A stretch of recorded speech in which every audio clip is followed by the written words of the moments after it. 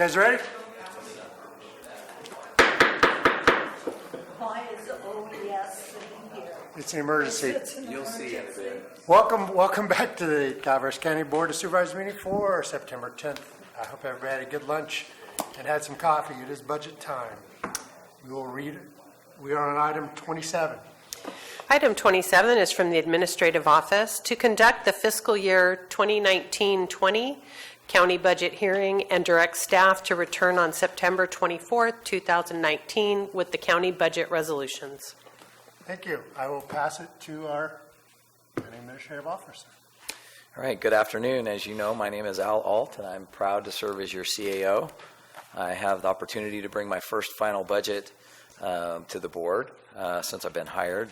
As you know, at prelim, I'd been here about 7.5 weeks when we made that presentation, and now I'm much more seasoned. I have almost 4 full months under my belt, and I can tell you since prelim, we've learned a lot about our budget that you're going to learn as well today.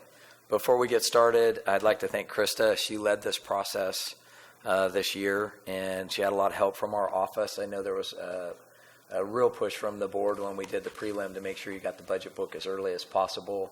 That book was available to the board at about 9 a.m. last Tuesday, so you had quite a few more days. And not that a week's a lot for an 800-page document, but you had a couple more days than what you had at prelim. So I appreciate the staff for doing that work and Krista for leading that. And I already heard a question why the OES director would be at the budget table. When we get further along in the budget, you'll see that there's a key reason for him being here today.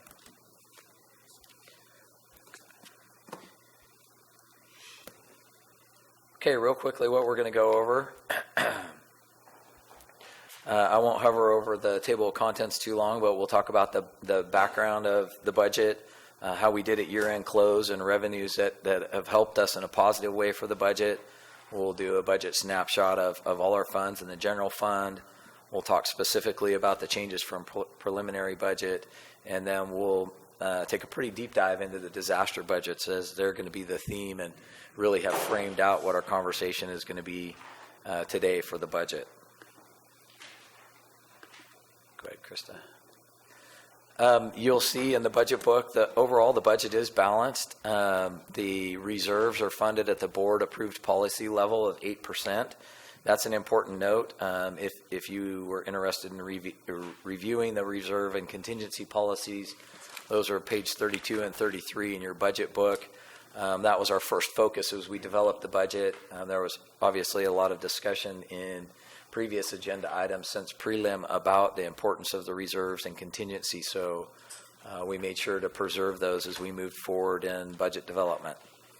However, you will also notice that in order for us to maintain those reserves and keep the budget balanced, we used the increased cash carry, and I'll give you specifics on that momentarily, and teeter transfers to balance the budget. At the end of the day, and you're going to hear this be a repeating theme quite consistently throughout the discussion, that the disaster budgets are the thing that really define our budget in this final budget. And you've heard about them before. Our former auditor controller spoke to them from the podium before, but we've taken a bit of a different approach in this budget development, specifically because of the impact of the disaster budgets. Moving on to the year-end close. Fortunately, we had the benefit at year-end close of having approximately $2.2 million additional in cash carry. We originally estimated $4.2 million for fund balance. Our office worked very closely with the former auditor controller to develop that projection, but we had the good benefit of having additional cash at the end of the year. That's primarily from salary savings. Each year we generally have salary savings at the end of the year.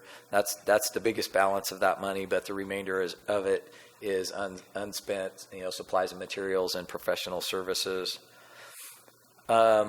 We had the benefit of additional revenues as well between sales tax, property tax, TOT, and vehicle license fees. We also had some additional revenue, and those revenues helped offset our disaster budgets, as you'll see moving forward. just real quickly to look at 18-19 comparison. I won't live here very long. You'll obviously see that there are some differences between the 18-19 adopted budget and the final budget. I just provide this for a summary. We can come back to it if there's more discussion needed on it. But you'll note some of our bigger areas where revenues are up in Public Works, Health and Human Services, and those are primarily driven by either additional taxes or benefit that we receive from the state in those budgets. I won't do much with the pictorial views of this. Essentially, everything that we present in a table, there's a graph that follows, just so that if that's your preference on how you want to look at it, it's basically just a breakdown of our funds in a pictorial view. So we'll move forward to the expenses by service category. And this is where I'll start keying in.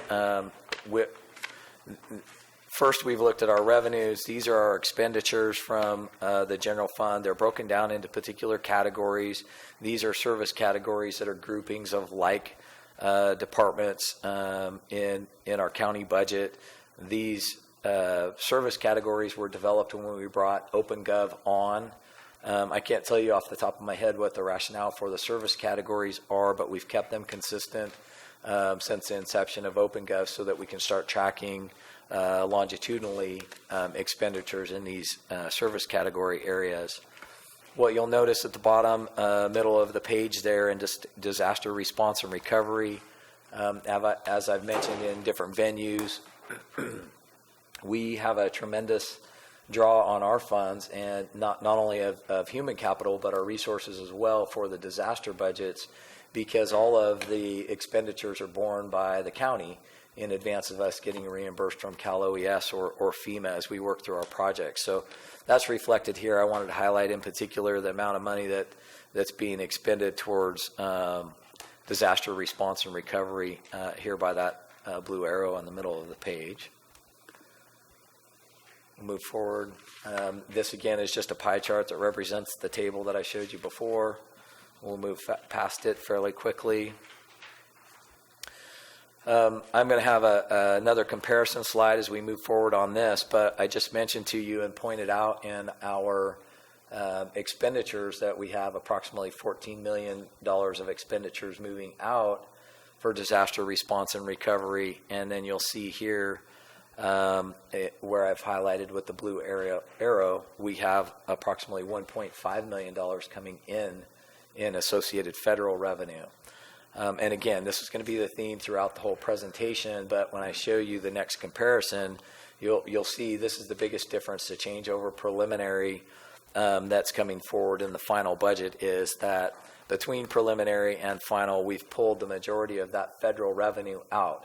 This is the very revenue that our former auditor controller has made it to the podium before, and we've talked about that is potentially at risk. You've contemplated this revenue being at risk for years, and in fact contemplated it pretty significantly in the discussion in the PG&E settlement funds, so much so that the board was thoughtful in putting aside a contingency from PG&E funds that contemplated the potential loss of revenue or disallowance of revenue from the federal side of things. So we've stripped all that revenue out. I'll show you that in one more slide, moving past the pictorial view. I'm sorry, it's a bit further down, so I'll continue in order. Let's go to the reductions past this slide, two more past. I'll continue to contextualize this. I know I'm moving through it quite quickly, but I want to get to the disaster budget so we can talk the meat of it. The overall changes from revenue and reductions that we've made here. The easiest way to describe what we did from preliminary to final is not much. We didn't take any requests, any positions or any enhancements that any department had made from preliminary to final. We didn't accommodate those. We didn't put them in the budget because we were trying to get our hands around these disaster budgets.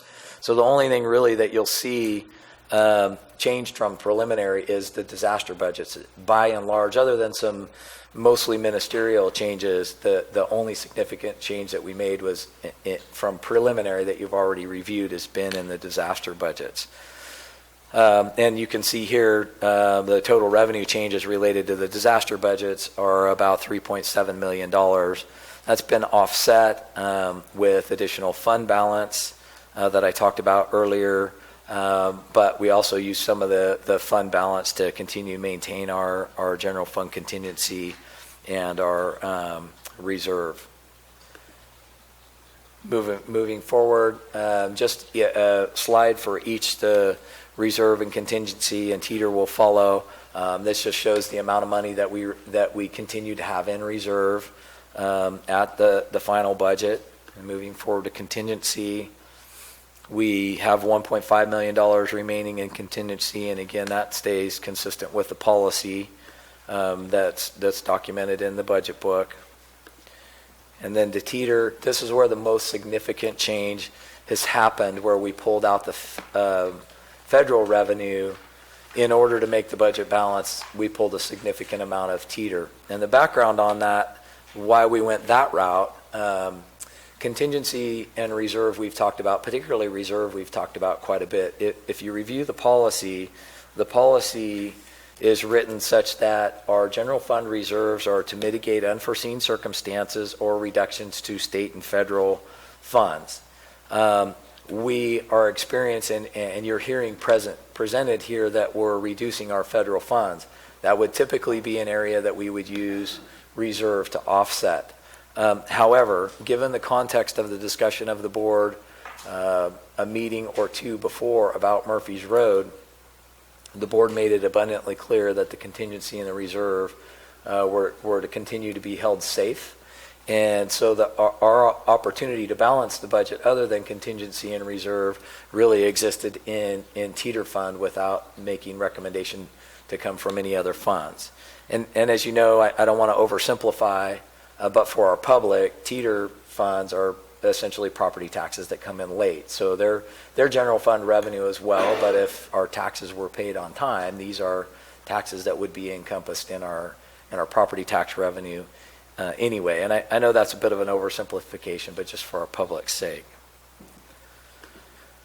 So moving forward, changes from preliminary, with the exception of the last bullet point, are relatively minimal. You'll see that the PERS lump sum adjustments, when we got updates from the Auditor Controller's Office, we included those in the budget. Obviously, ending fund balance adjustments as well that we didn't know at preliminary. But by virtue of ending fund balances, we don't know about those at preliminary. So these are things that come in after preliminary. We made adjustments to our tax revenue, as I spoke about in earlier slides. And then in some cases, pretty small cases, we had a few new grants where we were able to bring in new revenue, and we've documented those as well. Those changes are relatively simple, and they happen year in and year out. They are what you're very familiar with that happened between preliminary and final. But this last particular adjustment, this disaster budget adjustment, is one that you have not experienced on a year-over-year basis. So it'll be the newest thing for us, and we'll dive into that with some great detail here shortly. Moving to the next slide. Here's an example of the disaster budgets and what you've experienced year over year. If you'll look and key in, particularly where the blue arrows are, you can see the trend from 16-17, 17-18, 18-19. We were recording revenues year over year, and in some cases receiving federal revenues year over year, leading up to the 19-20 budget. However, in some of those cases, in many of the cases of our disaster recovery budgets, we still have open revenues that are outstanding that haven't been submitted to the federal government. And these are the things that you've heard in other presentations, and you've heard the Auditor Controller talk about that were the funds that were potentially at risk for us. So you can see this is the most significant change in the pattern of the budgets you've had. Go ahead and move forward, please. To contextualize what I'm talking about with the disaster projects, we have, and you can see it on page 415 in the budget book and some other pages, we've summarized all the disaster budgets in the budget book. I know that's been recognized by the board. Several of you have pointed out that we have it line item by line item in the budget book. So you'll see the org keys there. There's many of them, so I didn't list them all out. In our disaster budgets, we have what are called data reports. That's a federal term for lack of a better word, that's a disaster recovery project. We have 4 open projects. We have 2015 fire, we have 2017 storms times 2, and then we have 2019 storms. Did I say 2017? 2015 fire, 2017 storms, 2 different occurrences, and 2019 storms. Within those 4 recovery efforts, there are 31 open project worksheets. A project worksheet is a distinct project under each one of those recoveries. To this point, since 2015, we've closed out 4 projects.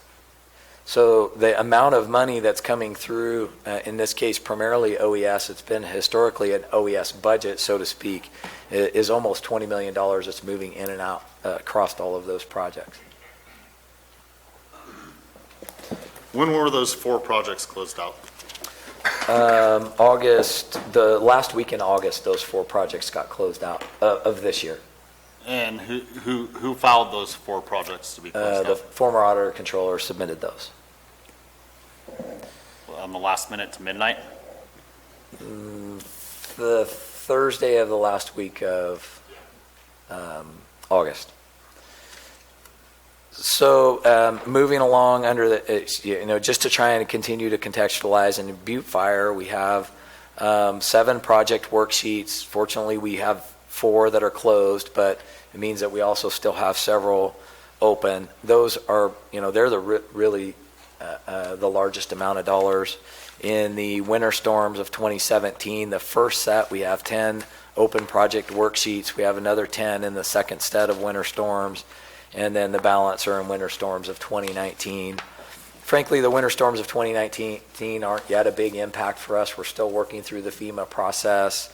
We haven't got them to the point where we're doing all that much work for them because, like I said, FEMA is still coming here and doing their inspections, and we're working through those. And there, frankly, isn't that much money relative to all the other disaster budgets. Go ahead and move forward. So I showed you some slides already that suggest you have reviewed these disaster budgets in previous years, and you have. The practice since 2016 was for the disaster budgets to be recorded and presented to the board in the same way that you saw them in the preliminary budget. And so preliminary and final in 2016, 2017, 2018, and then ultimately the preliminary in 2019, you've seen these budgets in the same way, and they've been just shown to you primarily in the aggregate, in the large dollar amounts, not necessarily down to the granularity that we've really need to look at them. Now, however, while we've had a practice of doing it that way for years, now we've gotten to the point that the outstanding revenue in the disaster budgets that we haven't been able to claim or we haven't received yet exceeds our contingency and our reserve. And so the gravity of the way we're recording these projects at this point has just gotten to the point where in my first final budget, I thought we needed to make a shift and present it with some more granularity to the board so you could see the weight that these disaster budgets are creating on our general fund as we're moving forward. What you'll see in this budget is we've taken the absolute most conservative approach and stripped out the revenue. We'll talk about some options and some other ways you could go forward on that, but really the most important thing is now we've gotten to the point we're far enough out from these disasters and there's enough revenue hanging out there that I just wanted you to see it much more detail and talk about the risks that are hanging out there for us. Moving forward though, one slide, here's an example from the 2017 final budget presentation, and you can see these are specific to org keys and names in particular of projects. So these are, for lack of a better term, these are project worksheets that in many cases remain open. So this was from the final budget that was approved in 2017. Moving forward to the next slide, in 2018, this is a final budget that was approved in 2018 that showed the amount of money that's washing through these projects, both in 2017 and 2018 in this case, but this budget was approved last year at final. And so before we get into some more detail, or some very granular detail if the board is inclined, I'd like to talk about what my recommendation contains here, and what some options are, and then talk very specifically about one project that's still open and creates more risk for us. But as I mentioned earlier, this is the absolute most conservative approach that could be taken with these budgets. We've essentially stripped for all intents and purposes, we've taken all of the FEMA revenue or federal revenue out of the budget, and we're assuming we wouldn't get any of it. That really is taking all of the risk out of the budget. There's some midpoints we could look at, but this is the approach that I wanted to take to bring it forward to you, to show you, rather than do the most aggressive type of route and keep bringing it forward under the practice that we had in the past few years, went the opposite way to say we've pulled all these revenues out. There literally is no risk going forward if we don't get these dollars, if this budget's approved, because we've already said we're not going to get these dollars. So any dollar we get moving forward from a federal recovery would then essentially be a flexible dollar for us. You'll see in the budget, we did take the approach as well for roads projects in particular. Krista worked very closely with Mark on this, and we are going to recommend it. We use RIM funds for roads projects. RIM funds are restricted, and we'll have to do some more steps. If the board were inclined to do this, then we'd have to bring authority forward from the board, and as we borrow those funds, we'd have to pay them back in kind at the interest rate that exists in our treasury. But we do have a significant amount of RIM funds that we could borrow in this way. We've done it before in this county, so it's a suggestion. It in this budget isn't the only way to skin this cat, but it seemed viable and consistent with something the board has done before. And even beyond how we go about addressing these projects, I will recommend what we haven't had to this point. We've had several presentations on project execution, whether it's TSS or our roads folks. Josh has given presentations quite a bit on how we're moving forward on the execution of projects, but what hasn't come along side by side with them is where the money's coming from the projects, what the state reimbursement looks like if there is state, what federal reimbursement looks like if there's a county share, and when those monies come back in. There's really been no discipline in terms of our presentation to the board about whether these projects are getting completed on the paperwork side and the recovery of revenue side. So we've heard about the projects and we know where those stand, but we don't know about the downstream effects and whether or not we're going to get those revenues. So regardless of how we go about solving this problem, my recommendation will be that depending on the pleasure of the board, that we bring this back regularly and you see in some detail what we're doing with the projects. Some other ways to go about addressing the problem besides the way we've recommended it would be to take some portion of the general fund reserve. As I mentioned, the policy specifically written around the potential loss of state and federal money. So there's some opportunity, and I know that's an important account for the board for obvious reasons, but you were thoughtful about setting that up under the understanding that there was some potential of losing state and federal revenue as written in the policy. There's also two different allocations of PG&E funds, $1 million of which you set aside specifically for the potential loss of FEMA reimbursements. That's listed in the budget book on page 43. Also on page 43 is $1 million reserve fund that was set up as well for the potential for emergencies.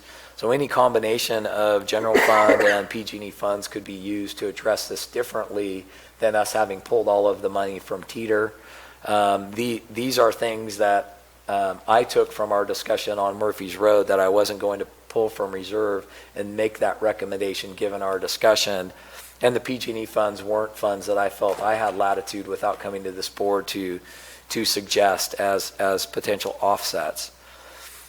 We could certainly go back to the practice that we had in the previous 3 budgets and record the revenue and assume we're going to get it all, but that's the riskiest approach, and that's what we've been doing to this point. I will recommend against that, but the midpoint between what's in this recommendation and going back to our practice is for us to reflect some level of federal reimbursement for some of these projects. And I'll go back to the Murphy's Road discussion. If you remember that discussion, our auditor controller at the time mentioned that we had approval for about $160,000 for that project. Nowhere near what we need for the project, but we have paperwork in hand authorizing us for $160,000 worth of revenue.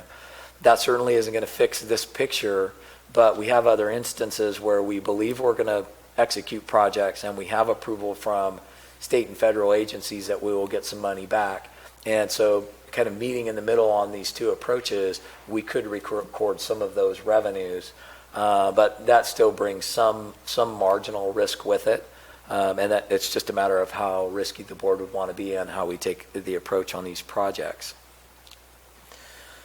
I want to move forward to one particular project that's significant, that you've been getting reports on project execution, but this is one that's really a new development. I know the board's aware and our public's aware that we were doing tree mortality, and for a simple guy like me, the easiest way to describe these trees are these are road floppers. These are the ones that the board authorized TSS to go in and mark and cut down along side our public roadways. This was approved under the understanding that we had 75% reimbursement from the state under a program called CDAA. We also understood there was CAL FIRE reimbursement for 25% of these projects. What wasn't clear to me when I came in, and has become abundantly clear as we've been working through this, and I say we, I should say more John than anybody, but that the CAL FIRE money was limited not only in time but in dollar amount as well. So the money expires in January, at the end of January in 2020. So whatever doesn't get used reverts back. We can't exercise that money. However, we were well out in front of that expiration date, and we have to date now, we have expended all of the CAL FIRE allotment, and so we've halted the projects. There are still 6 projects. Well, before we get to that, there's 22 projects completed. We've cut down approximately 6,200 trees, over 6,000 trees, but about 4,000 remain. And that's just a layperson's guess. We've expended about $6.4 million in these projects since the inception of the project. We have one that should wrap up this week. Basically, when we found that we had extended the LAT and the CAL FIRE allocation of 679, we halted all projects that weren't already in contract. And so the one that's still about ready to wrap up this week was already under contract, and so we're completing that work out. We have 6 projects that remain that now do not have appropriations for, and if we were going to move forward with those projects, we either have to have a county general fund match to backfill that CAL FIRE match, or some other options. I'll speak to that here momentarily. But before we do, we have 6 projects that remain. 2 are on BLM land. I won't make recommendation that we address the BLM land.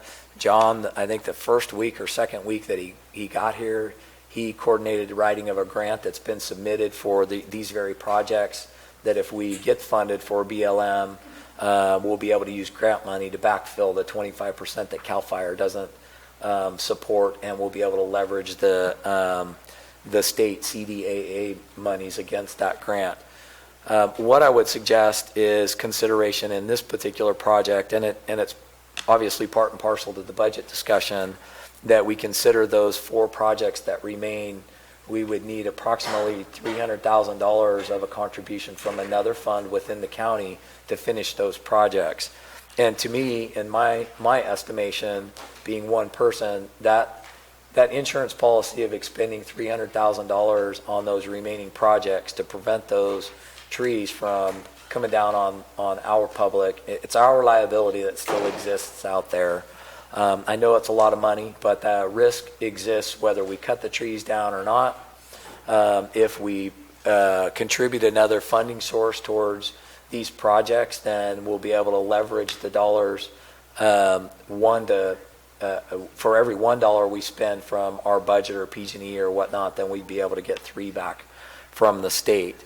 And so I know this has got real quickly dive down into one particular project, but this project is one outstanding that I didn't want the board not to know about as we move forward, because I've already recommended that for addressing the disaster budget, you may consider the PG&E money. And then in another slide here on an active project, I'm suggesting that you might also consider PG&E money to backfill these projects that are outstanding. And so I know that's a lot to cover about our disaster budgets. John in particular, I'll take little to no credit. I've sat by and watched while he's done a project matrix or a data record matrix of all of the projects that I just went through, because Supervisor Mills has a particular interest in it, and we wanted to have a lens from the board as we were crafting this out for you. He's had opportunity to look at it. We've used his consult to try and narrow it down to most important information for the board in these types of presentations. And so before I move on, and there's not much else besides acknowledgments and recommendations, I'd like to give the board the opportunity, if they wanted to dive more deeply down into these projects and see how they're ultimately affecting the budget. John's here, and we do have that queued up behind the presentation. For whether or not you want to see it now or have questions about the rest of the budget and then come back to it, it's queued up and ready for the board. And so before you decide, I'll quickly just touch on my appreciation for the Board of Supervisors, if you roll to the next slide, for giving me this opportunity. It is my first final budget. I know it's pretty significant to hear the information that's in here about our projects, but for my first final budget, I thought it was important for you to have a different view on this. Our staff in our office did a lot of work on this, as they always do. Barbara Biddick in information technology, as always, was just amazing for us. HR's got a huge contribution for us as well. And then at every turn, the department heads and their fiscal staff work with us hours on end to be able to try and put this information together. So I appreciate the work that they do in helping us get where we are on this budget. And with the exception of the recommendation of moving forward on the next slide, I'll open it up to any discussion. We can go back to any particular slide or the budget book or look at the disaster budgets. Or one last option is the sheriff's office is here. Not only, Rick always likes to provide moral support to me, and I appreciate that, but he also wants to speak to you That's a surprise. about what they may want in their budget as well. So it's up to the board how we proceed from here. Do you want to begin our discussion, or would you like to hear from the sheriff? Oh, I'd love to hear from the sheriff. Sheriff, come on down. See if the price is right. I'm sorry, I didn't see him. Sheriff, can you hang on a second? Are you? I can always walk back and sit down. It's not that far. He's in pretty good shape. He Yeah. can make it. What do you guys want to do? You want to discuss, or do you? Okay. My apologies, fellow board members. That's all right. You did good. Yeah. Sheriff? Well, good afternoon, board, CAO. I just have a couple of requests. I need $452,000. What I want to bring to your attention is some vehicle issues. If you remember back in preliminary budget, we talked about because vehicles didn't get outfitted prior to the end of the fiscal year, that money got lost. It was like $152,000. I have the number here, actually. It was $157,000. Well, when The last time we were up here talking, we talked about using the funding that we are going to use for new vehicles that we purchased to outfit the vehicles that didn't get funded last year, in last go-around. So, and that's all fine and dandy, it's $144,000 to outfit those vehicles that we have currently on the deck. We're purchasing 4 new vehicles for 1920 budget. The problem is, and what we brought to your attention then, was that we don't have the funding for all of those vehicles, because if you remember, the CAO had pulled 2 vehicles out, and the outfitting for those vehicles, we put the 2 vehicles back in, but we did not put the funding back in. So that was something I told you we would discuss about at mid-year. I'm not wanting to really, I'm just bringing it back to your attention is all. We have the funding for the vehicles that we have on the floor now, but I'll be back at mid-year for the remainder of the funds to finish up the vehicles that we have purchasing. The other issue that we have is we have a vehicle that got wrecked that we've already paid the $20,000 out of our funds, and insurance is paying for the rest of it. Is that correct? But we need to get that ordered. If we don't get it ordered now, we're going to be into a situation to where those monies they won't be spent in this fiscal year because of the time it takes to put these vehicles packages together. We have the same thing with the Comanche vehicle. When we get our Comanche contract every 3 years, it's a 3-year contract, and typically in the middle of that contract, we purchase a vehicle for Comanche. It's Comanche funds, not general funds. But if we don't allocate those funds now and purchase that vehicle, by the time next year rolls around, that money is going to be gone yet again. The problem is we always seem to be running behind. We need to get caught up so that we're not having these issues of vehicles being purchased and not being delivered or outfitted prior to the following fiscal year starting. You understand what I'm saying? We keep losing those funds. So we need to get above and caught up is what we need to do, so we're not having that issue. And you guys have been very helpful in getting that problem resolved. I know Bonnie worked her butt off to get our contract with EVO and the CAO, and I've been working hard to get this. So I'm bringing it to your attention that we need to get those funds moved forward so that we don't have that issue. You got a question, Jack? No, sir. Okay. You don't have to call me sir. I was just grabbing a cough drop, so I just started coughing at you. Sheriff, Rick is fine. Yes, ma'am. on the Comanche vehicle, if it's not funded by general fund, what's the issue there? There's not an issue for the general fund. The issue is that we need to get it ordered now, and we weren't able to put it in our budget to get ordered. They wanted to do that at mid-year, but what happens is it caused. Jim, you want to step up and explain that? Because you can do it better than I. Wait, From go ahead. administration's perspective, I think I can shed a little light just from our perspective. But so, correct me if I'm wrong, gentlemen, if we are in year 1 of the grant, is that so? It's a contract, but yes. Okay. So the funds that were budgeted at recommended budget for this vehicle were not accompanied by an expenditure, a request for a capital asset at that time.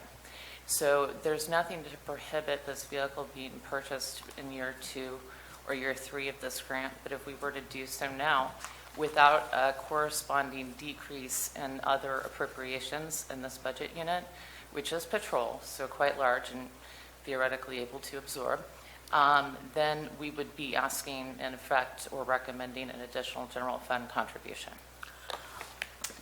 That's why I'm not clear. If it's a vehicle that's paid for with non-general fund dollars, So what am those- I missing here? The grant monies, the revenue was budgeted at recommended budget, but the request for the corresponding expenditure was not made at that time. So as such, the money got wrapped up in the overall general fund contribution and all the revenues and all the expenditures in the budget unit. We have offered in our, and if corresponding reductions in other expenditures were requested and made, then there would be no general fund additional contribution here. But that not being the case, unless there were other reductions in expenditures, this is tantamount to a general fund request for the cost of the vehicle. Can I just respond to that? So this is an area of cleanup, and to what Ms. Von Lottis stated as far as the timing of our request was very accurate. However, this is not something new. This contract's been in existence for a long period of time. The contract comes with a vehicle. Ms. Von Lotta believes that the amount for the vehicle was used to balance our overall 32 budget. What we're here to tell you is if there is no expenditure, then we should not be bringing in that revenue. So we budgeted for the staff time and the vehicle in this fiscal year. So if we don't purchase that vehicle in this fiscal year, we are not going to expend that revenue in this fiscal year. Therefore, we're going to come in short on revenue. So it's an issue we've been trying to work out, and I think the CAO's office is looking at it as an overall balancing issue. And we are looking at it very simply as if you don't purchase the vehicle, you don't expend the revenue. So that's the slight rub there. The list of stuff that the sheriff spoke to you about is largely cleanup. I could go through those in a more itemized fashion, and quite frankly, some of these issues are more easily resolved potentially than this Comanche issue. I did ask Mr. Flamenco from our office and Ms. Maddock to analyze this particular East Bay Mud vehicle again yesterday to make sure our understanding was clear, and to the best of their knowledge, it's quite simply, if there's no expenditure, then we will not recognize that revenue. And again, these are non-general fund dollars. I want to be clear about that. Ms. Von Lotta is looking at the overall balancing of 32, stating that the revenue for this vehicle was used to balance. And so I understand her point and her concern, but I just want to make sure that the board understands if we don't buy the vehicle, there's going to be no expense toward the vehicle, so you're going to see less revenue coming in this fiscal year. What we're actually... Can I put it a different way, sir, and tell me if I'm incorrect? There's multiple years of revenue on this, and until the expenditure's made, the revenue is not realized. It's more like closing out a disaster project to a point, but the money was located someplace else. The contract is multi-year. Mm-hmm. The revenue is multi-year, but we budget it year by year by year. Right. Had we not intended to purchase the vehicle this year, we would not have budgeted the revenue for that vehicle in this fiscal year. The problem was, and our error is, and this is partly due to staff turnover and my responsibility, we did not notify the CAO's office early enough of our intent to purchase this vehicle. That is our error. However, and I'll touch on the reimbursement as it relates to the insurance vehicle. As the year goes on, things come up. It's no different than why you guys push from preliminary to final budget. Things come up, which is why we come back and bring these to your attention. Normally speaking, if there's not a general fund impact, the board states that the money's coming from some other revenue source, it's generally not an issue. But the concern this year, I think, because of the overall budget concern about being tight, is that there's a concern that we are using that money to balance, and therefore we're somehow asking for additional monies, and that's just simply not the case. If I could be clear, just because I'm simple, hopefully I can make it simple. It's a matter of process. It isn't so much that we're using their money to balance or they haven't gotten it. The revenue was recorded, and a corresponding expenditure was not recorded, and now we put the whole budget together. So if now you program in a corresponding expenditure, it's over and above what's already been done in the budget. So from a budgetary perspective, it has to come from somewhere. It either comes from any of our other funds or any of their offset. But as with all of our expenditure revenues and expenditures, if we don't program them in and we miss one thing or the other, sometimes it's to the good and we get to program in an extra revenue and then we can spend that. But in this particular case, it's just a matter of timing, and not having the expenditure recorded means that now that we've put the budget forward, if the expenditure is approved, then it has to come from somewhere. And we're not opposing the expenditure at all or the vehicle for the sheriff's department, but we want to make the point that there's an impact to the budget. And either that comes from some other place in the budget or there's a corresponding adjustment in theirs. And that's certainly the board's prerogative, but at the end of the day, there's a net impact to the budget that will cause a reduction in another fund somewhere if there's not an offset. Absolutely concur with CAO. Further, I think there may have been some miscommunication, or maybe perhaps I don't fully understand the issue with the insurance recovery vehicle, but we did include that on the capital assets request list and the capital asset appropriations, with the offset being the $55,000 insurance check that we did in fact receive. So could perhaps clarification on that? There are no issues. What I was trying to demonstrate was the fact that that insurance, we didn't know when that was going to be paid. Things are going to come up between preliminary and final budget, and these are both just a matter of issues relating to vehicle purchases. And to answer a question, why now as opposed to mid-year? Well, we've got a fairly recent history of not being able to fully execute purchases and upfitting of vehicles in a given fiscal year, and the last thing I want to do is start us off behind again by beginning a purchase process on vehicles in mid-year. That's why we're requesting this now, early. Is there any reason, if it's just a matter of cash flow to get this going, is there any reason we can't use 443 funds or other things? Since it's all going to come back anyway, we don't have to use general funds? And that's where I think the misunderstanding is. We're not asking for general funds. Okay. The Comanche contract amount that we've budgeted for this year exceeds our staffing costs. It is our staffing cost for the entire fiscal year plus the vehicle cost. So we've overestimated revenue for the fiscal year coming from East Bay Municipal Utilities District. So if we don't purchase that vehicle, we are not going to get to spend the dollars that we've estimated. So there is not a general fund impact. And this is where we keep having a little bit of a rub, and I hope we could work this out prior to today, but this is not abnormal. We have done this before with other contractual issues where there's a funding source. So that's, rather than continuing to argue the matter, that's our position. Any other questions from the board regarding the sheriff's presentation? Thank you. I just would like those two, you gave us two different items. One was patrol, and that was to do with the radios and everything. I just want to make sure that the Comanche issue is separate and how much each one of those cost itemized separately so that I get the whole picture. Sure. There's one other matter that we need to address. I'm sorry, it's separate from the ones we've already discussed. So during preliminary budget, we requested $30,000 to install some QCPS equipment, which relates to our mobile data terminals and our patrol vehicles. Okay, I hope everybody's with me at that point. We submitted that request. The CAO's recommendation was to reduce the numbers of vehicles we received. When we went through budget hearings, the board approved the full amount from the sheriff's office. However, that money did not come back into our budget. So the difference there, we requested 30. The recommendation from the CAO was only to fund 15. The board recommended at budget hearings the full 30, but the money did not get mechanically moved back, so we're still short 15,000. I see the confusion. That's for the 4 vehicles that we originally were going to buy. They pulled 2 of them out of that, and when they put the 2 vehicles back in, that outfitting for those units did not get put back into the budget. That's where that comes from. So the difference is $15,000.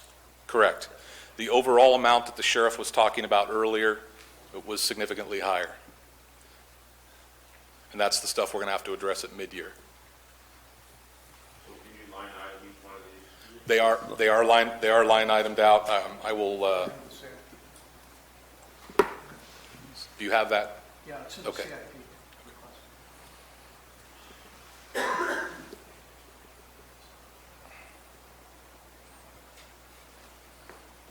Did you address the overtime issue? Okay. There was a significant reduction in the overtime, specifically with marijuana enforcement. We're going to basically, and 32, we're going to run with that till mid-year. That's an agreement we made to see how we can do between now and mid-year, but we did want to put that on the board's radar that we could end up coming back. Historically, our revenue for overtime was budgeted higher, although we're having some success in hiring staff. However, a lot of that staff is still on the training program, so we won't realize those overtime reductions until they get off the training program, but we do want to make the board aware we'll likely be back, and hopefully with good news. Those are our issues. Undersheriff, Yes. you need 15 for the paraphernalia for the 2 vehicles. And that's my term. Yeah, can I You know, just, he can knows what I call it QPCS, excuse me, because the upfitting of the vehicles has really gotten a little complicated because there's general fund paid for upfitting, AB 443 paid upfitting, and some of it didn't get taken care of for an entire fiscal year, and it's now moved. So I think the best way to phrase all of this, and I'm sorry for interrupting you, Supervisor Callaway, we're really trying to do cleanup. We're really trying to do cleanup. I'm just trying to look at a bottom line figure here. Yes. So there's 15 for the vehicles, and what for the Comanche vehicle? I wasn't clear on that. The Comanche vehicle in total is about 75,000 completely upfitted, 76,000 completely upfitted. I think what the supervisor is asking is, what is the total that your sheriff's Yeah. department is asking for? The total amongst all the issues we've spoken about today? Minus the 91. overtime and that stuff. Sure. Yeah. 90. Yeah, Oscar, I don't have my budget book in front of me. You'll have to bear with me. Well, We supplied that request, the itemized request.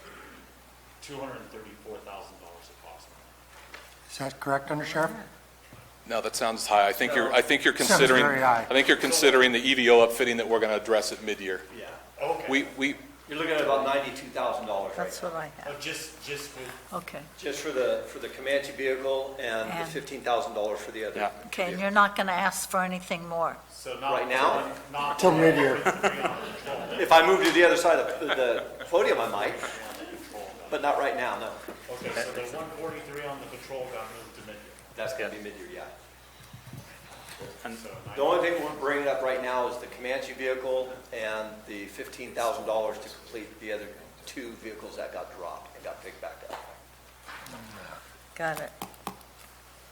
See, it was easy. It wasn't $475,000 I originally talked about when I got up there. We're not having a mid-year review this year, And that's fine. so that's it. If I got away with 91 from you, I'd be happy. Anything else while I'm We're going to have a standing here? review, but no requests. We're not taking any requests at mid-year. It'll be a That's demand. It'll be what a we said request. this time. Thank you. Yes. All right, so we've heard the presentation of the sheriff. Why don't we start our discussion? Supervisor Stopper, did you want to kick off, or? Sure. I would like to wait till we're done going over the budget before we decide to add more expenditures to the list. I think these are definitely things worth considering, but until we have this discussion and we go through where we're at, I don't think we would be wise to start adding costs before we decided where we need to cut or whether we need to cut. That's just my personal perception. That's one.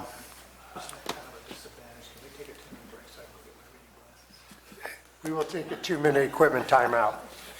2-minute timeout. Dennis needs to go have a drink. Is that?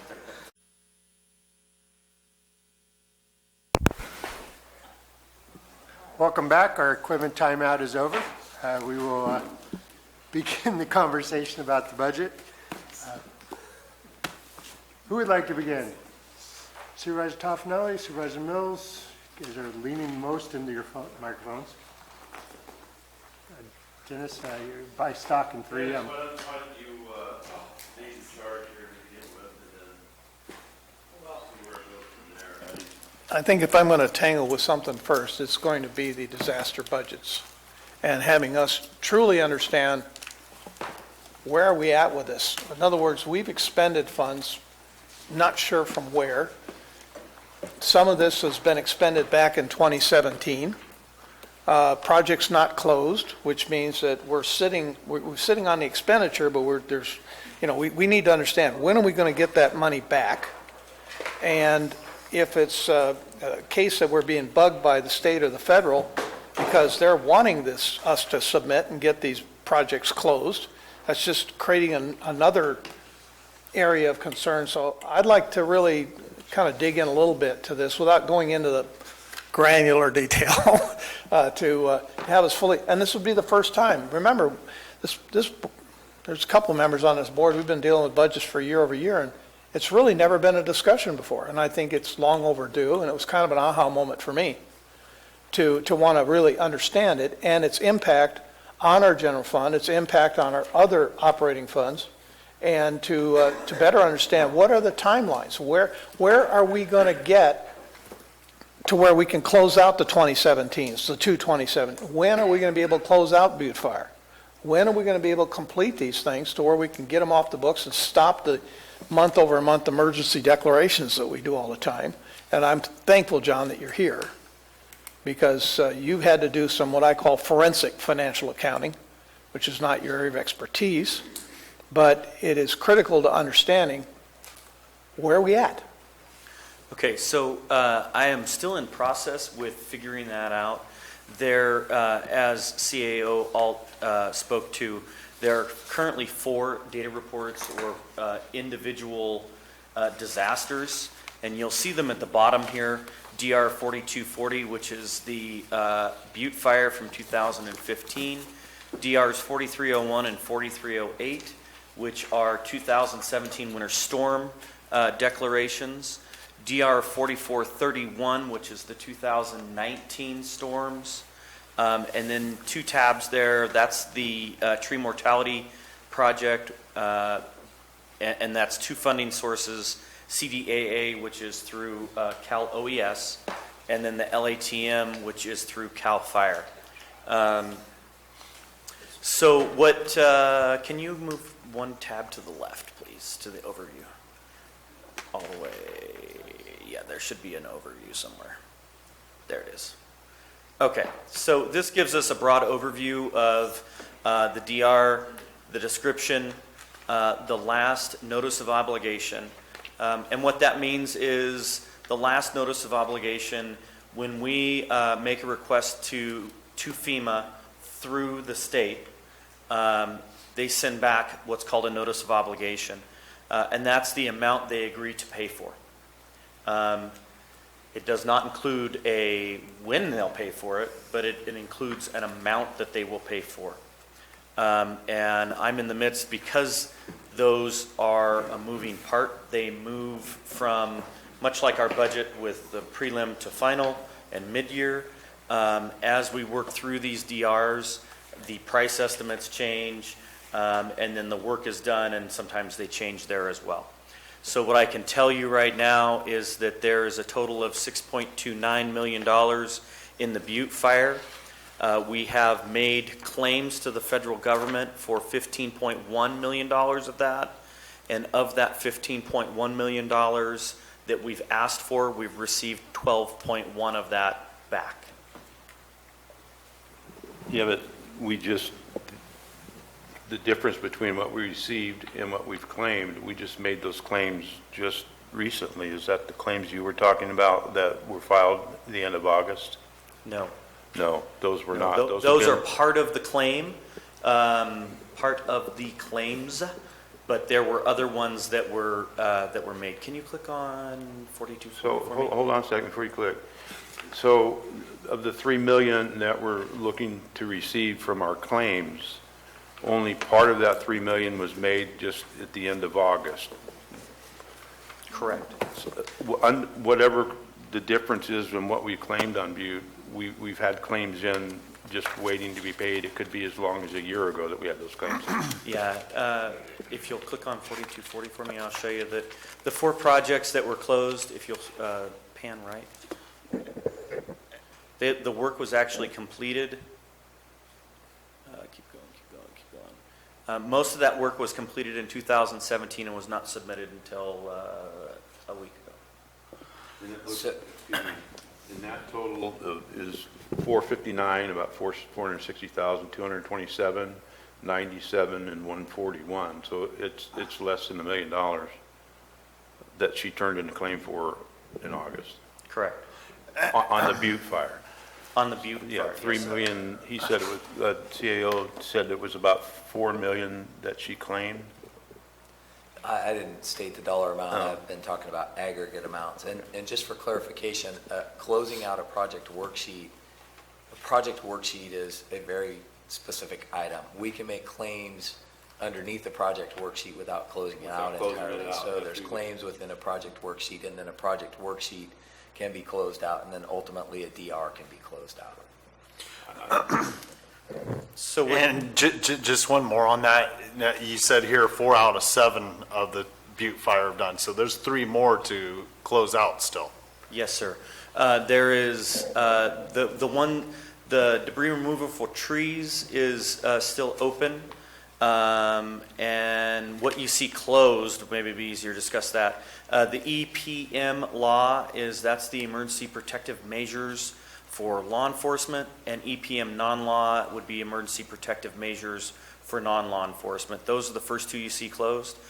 Basically, that is the protective measures we took during the incident to preserve life and property. And grossly split, that would be with the sheriff's office and the people that came and helped them, and then the non-law enforcement guys like Department of Public Works and the other non-law enforcement entities. And then the other one at the bottom is the in-kind donations that have been closed out. At this point, we've probably received all of the in-kind donations we're going to receive, so it's pretty safe to close that out at this time. The ash insurance that you see there, we submitted the final piece of information to close that out. I sent it off today. And so we're working through these individual project worksheets so that we can gather up all of DR 4240 and close it out.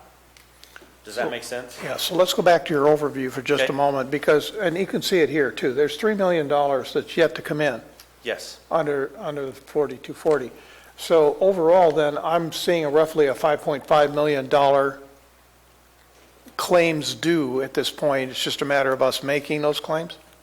Yes, through that process. And one of the moving parts of that is when we close out final, if there is an expenditure above the notice of obligation, FEMA can choose to either pay that difference or decline it at that time as well.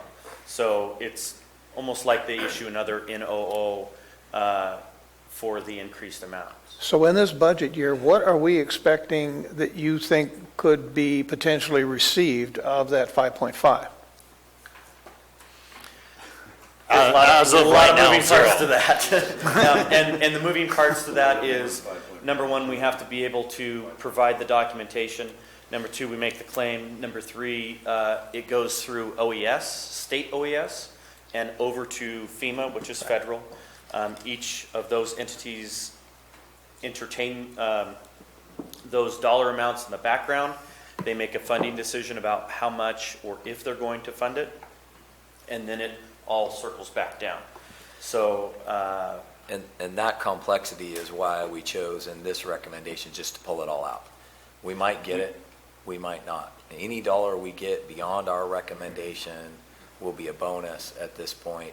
And John doesn't like to answer a question with "it depends," but it depends so heavily on so many things. Our documentation, what we can recreate back to 2015, whether or not FEMA respects the claim that we've put in.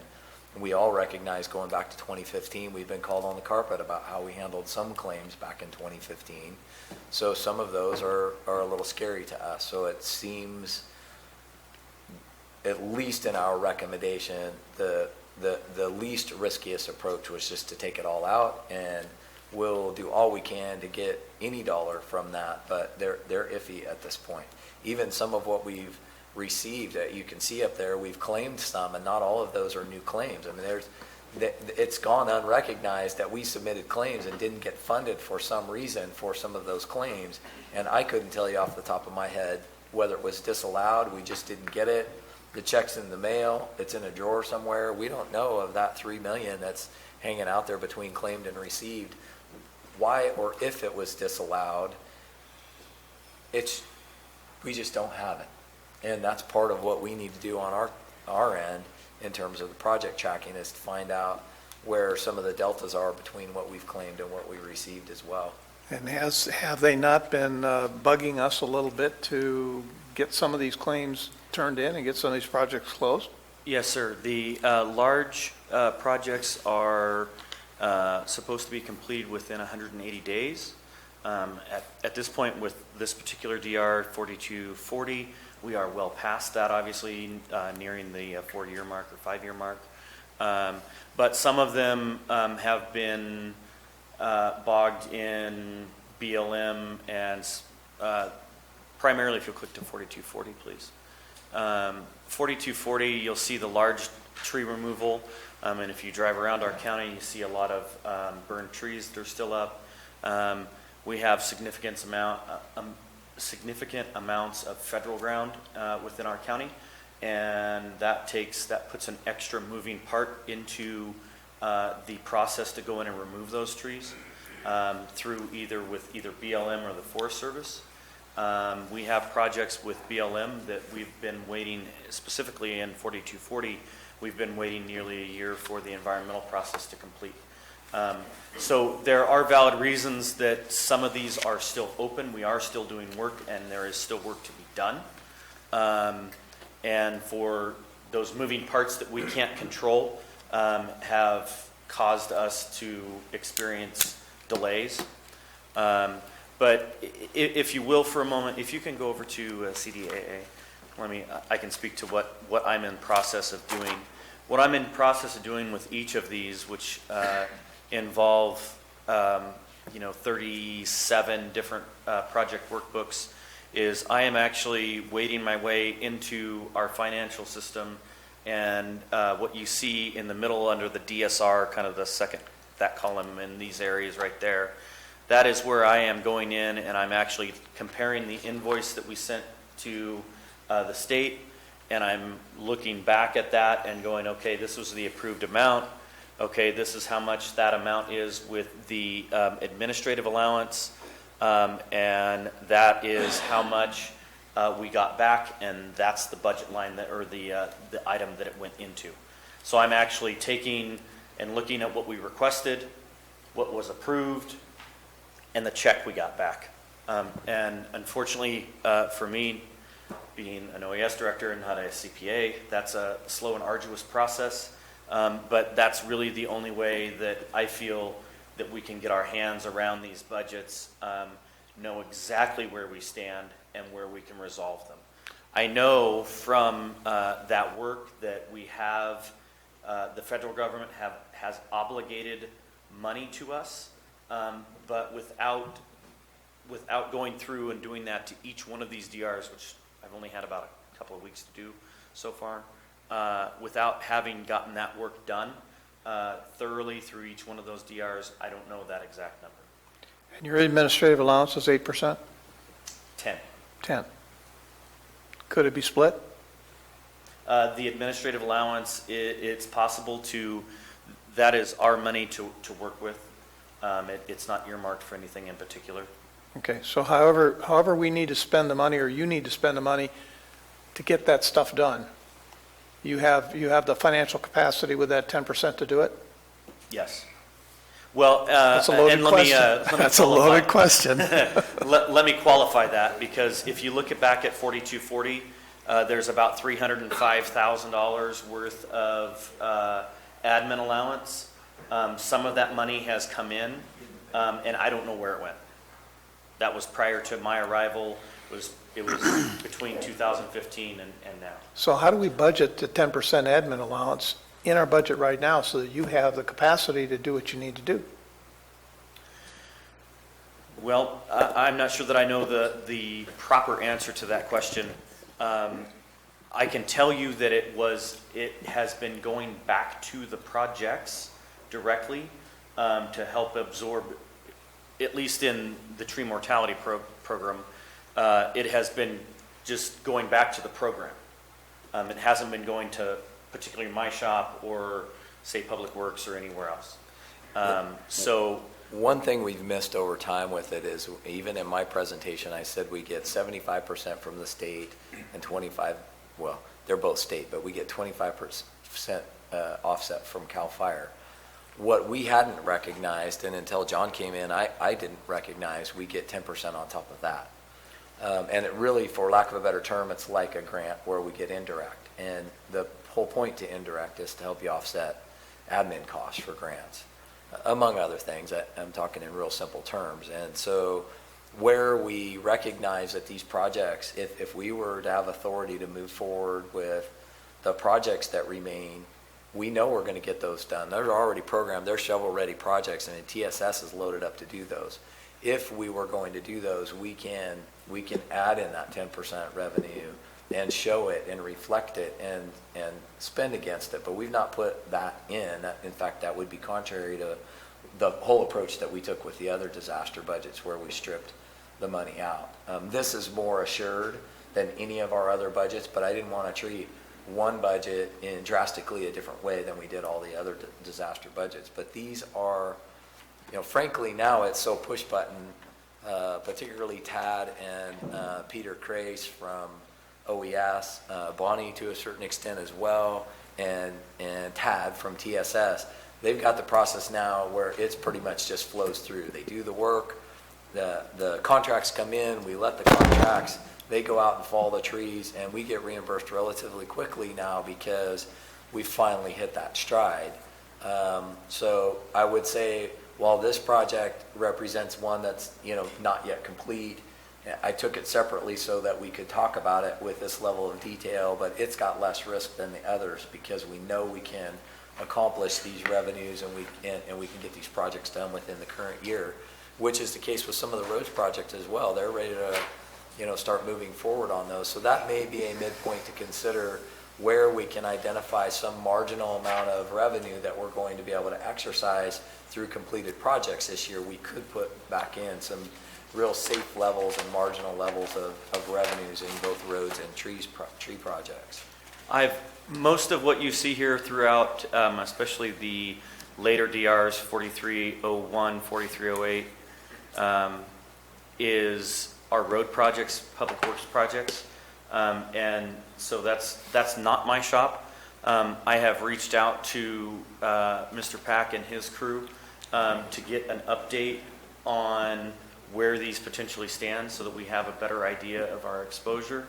And I've received feedback, but that request, I actually made it Friday, and Outlook decided not to send it out until today. And in all fairness to Josh and all the folks in roads, they've been working with us on this a lot. Yes. At the end of the day, what none of us really realized was the aggregate of all of this that was sitting out there, and it really took somebody with the time and to have the way I would describe it, a belly button assigned to it to dig down to this level. So, whether it's roads or OES folks, they're not forensic accountants, but they've all been working hard on it to get us to this level that we are now. So I have a question. You made a statement that we get 10% on top for admin, but we haven't, first off, we don't even know if we've got what we've invoiced back. You're right. So if we haven't got what we invoiced back, we're not actually getting 10%. If they haven't paid the full invoice.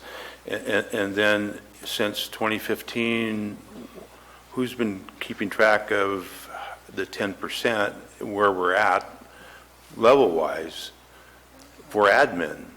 Is there any track record of that? Are we at 10%? Are we at 8% of each of these projects? Are we at 20%?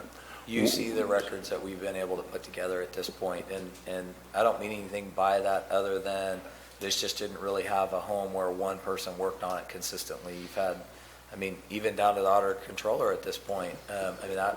At this point, there's not one person consistently in any chair that's touched it, from OES to Public Works to even now Auditor Controller. It's just been, kind of catch as catch can, depending on who was here in the year it was. What you're seeing here was created less than 21 days ago. Was created less than 21 days ago. And what I did to create this is I took a lot of other files and combined them. They were all kind of scattered in different file folders, in different drives, and different people, even from our turnover rate, different people were in charge of the same project at different points in time during the project.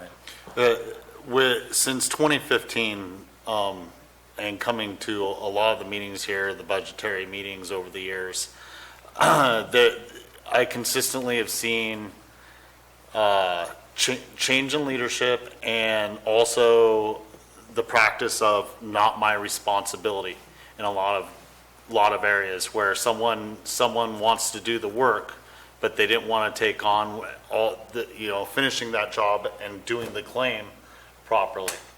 So it's been a constant shuffle from one area to another on a lot of these issues. So it's not just one spot to look at and find out the numbers. And my point is if you ever had to audit this, where would you start? Because if, for instance, part of your administrative cost is Public Works, part of it is OES, part of it is admin, part of it belongs to somebody else, I'm sorry, ladies and gentlemen, this will not fly. And OIG could very well get in the middle of this and make everybody's life very miserable, and this board would be right there. So I just want everybody to kind of understand the seriousness of what we're talking about here if they do come up with an audit. Well, I want to be clear in my presentation that I'm not laying this at anybody's feet. No. What I am suggesting is we're all here together at this point in time. It's evolved to this point. When we started this in 2015, we'd never been through it. We didn't even have a chance to figure it out from 2015 before, we wanted everything to stop burning, right? Please rain. Oh my gosh, please stop raining.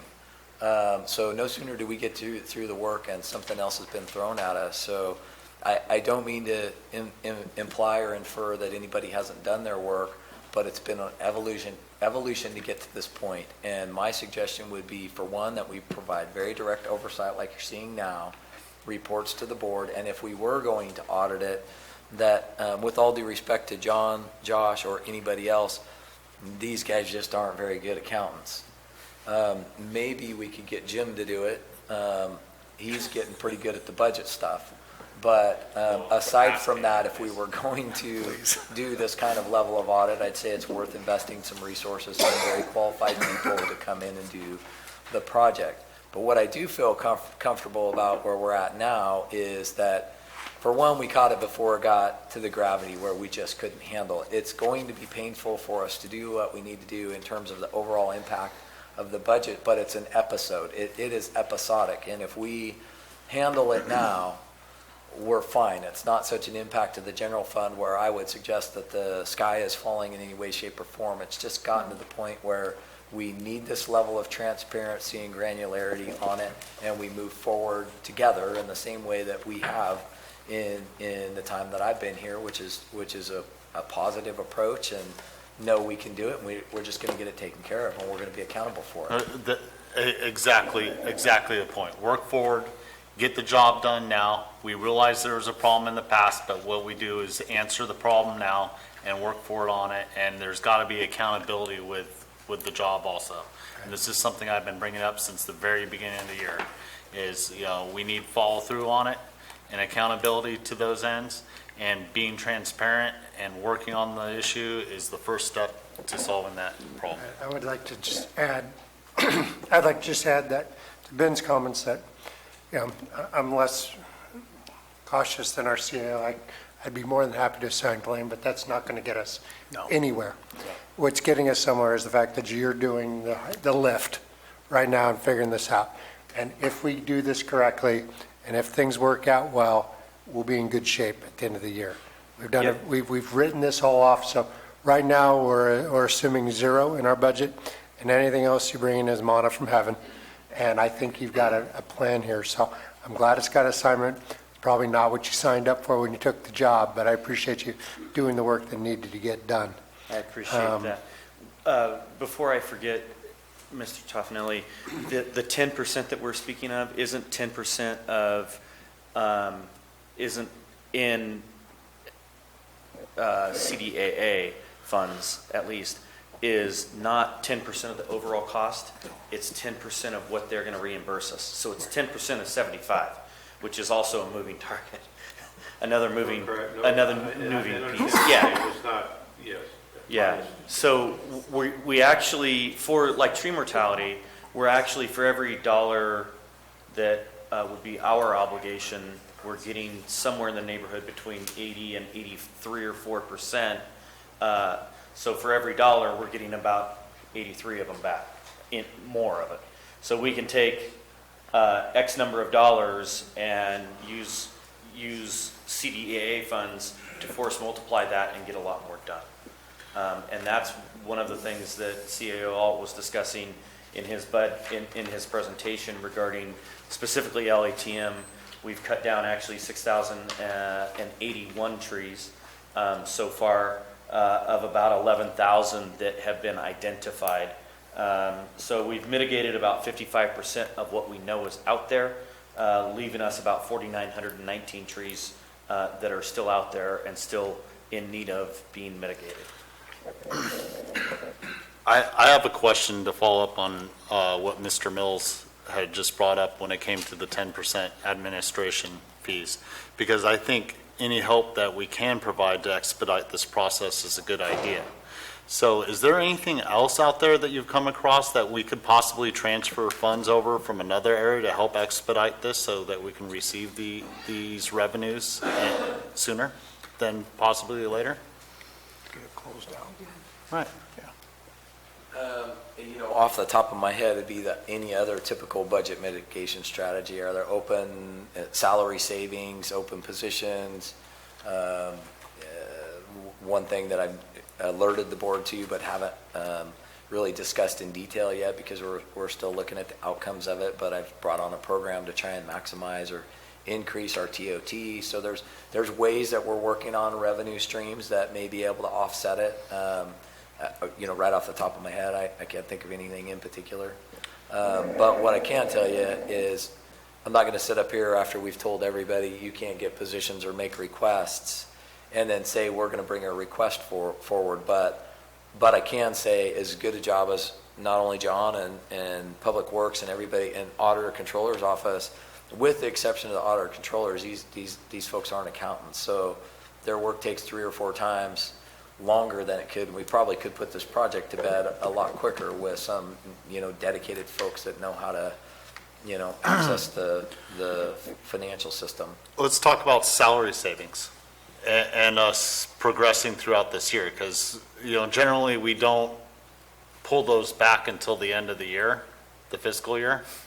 Is there any avenue on those as we're progressing through the year to sweep back some of the salary savings and maybe allocate it to that point? My particular opinion has been since I got here, and I said it before and recommended in preliminary, is that there's a lot of money in salary savings across all of the departments. Not all of them are general fund. So I don't mean to act as if it's all general fund dollar, but the majority of what we saw in cash carry was salary savings. So between salary savings and open positions, or usually it's open positions or the transition between a resignation and us getting filled, which again is open. Some we just have trouble filling. They're vacant, long-term vacancies. I'll make recommendations as we move forward in our budget practices that if they're vacant for a certain period of time, we pull them back. If there's salary savings, we bring that back, and that supports board priorities or contingency, as opposed to waiting to the end of the year and having it just come in cash carry or ending fund balance, which is, just kind of catch as catch can. I'd like to be a little bit more strategic with those dollars. I don't want to kind of move into another discussion because open positions and salary savings, and there's a cost to HR for maintaining open positions that isn't really realized. There's a lot of pieces to that puzzle. But at the same time, if we have, you said, open positions for a certain period of time, they become ghost positions at some point. And I think that the board, even at mid-year, may want to discuss how do we deal with this? Do we, in our position allocation list, start taking a look at those like we did when we had a lot in the parking lot before, that we just cleaned that out? Or do we maybe change that position or modify it in some way, or find a different financial structure, work it so that it becomes more easier to fill, if you want to call it that? But that's a separate discussion. I just wanted to be sure to get it out there while we were there. We need to talk about that. It's money. If you're talking over $2 million, what's $2 million worth in our budget in terms of our capacity to do things? It's tied up. It's restricted.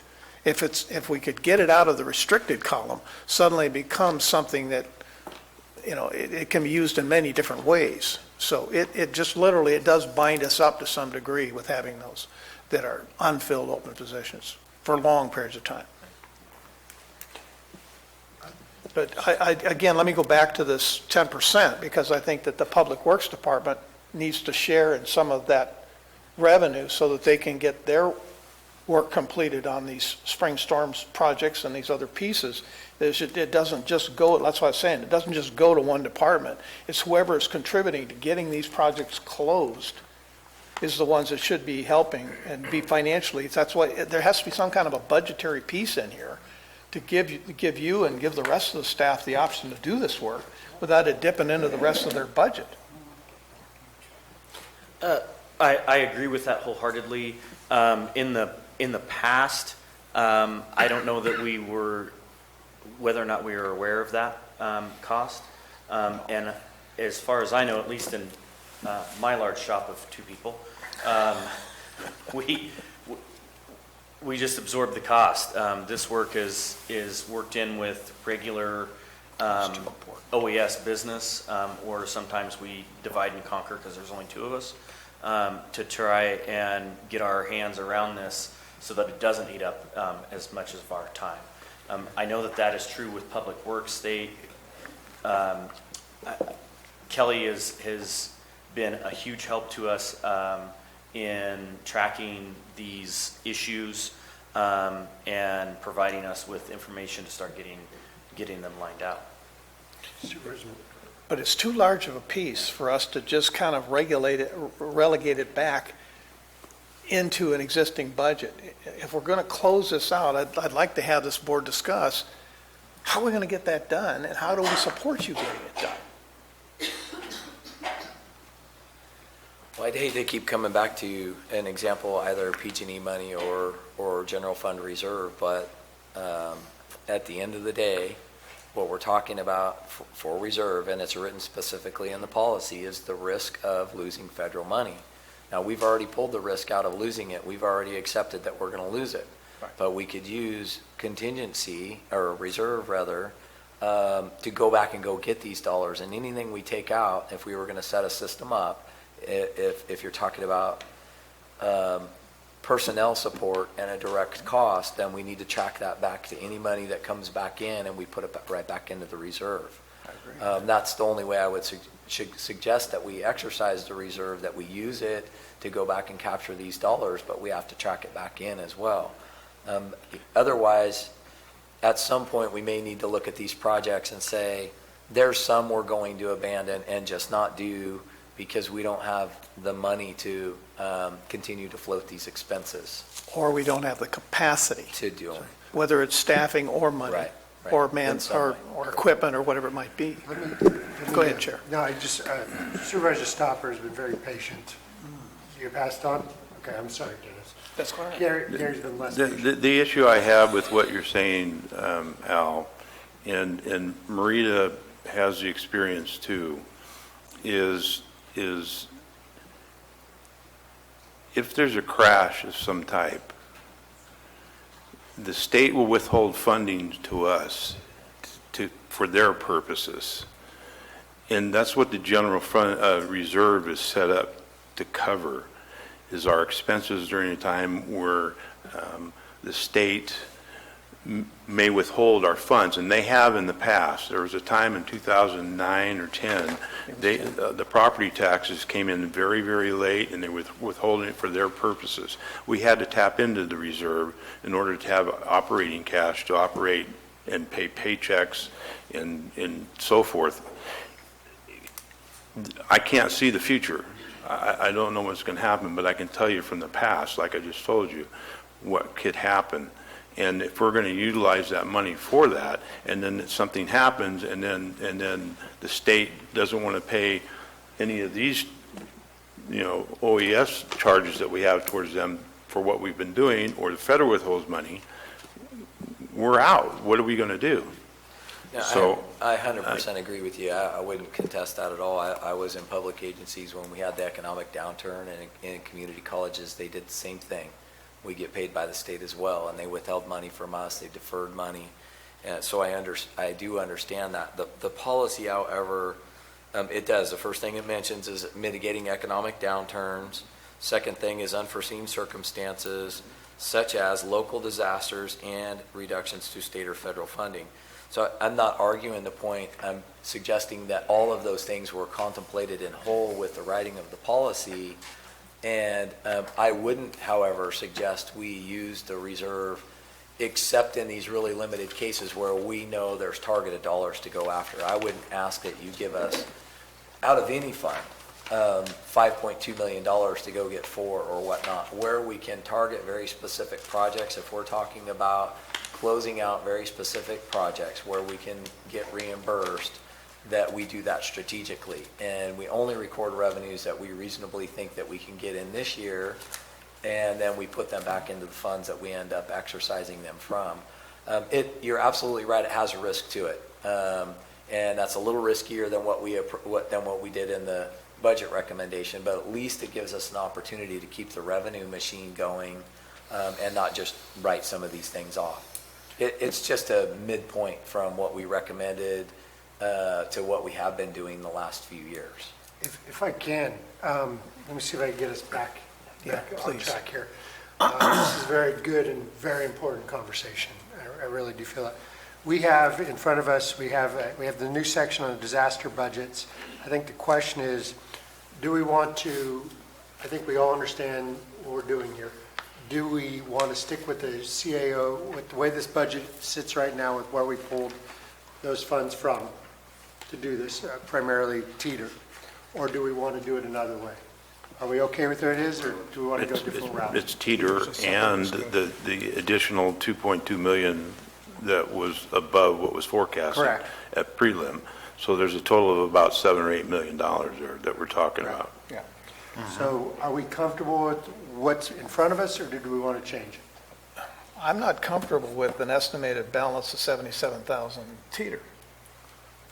Just a personal opinion, I guess, but Teeter's just. I understand, not but reserve. it's a You understand separate, what teeter yeah, is. it's a separate issue here, but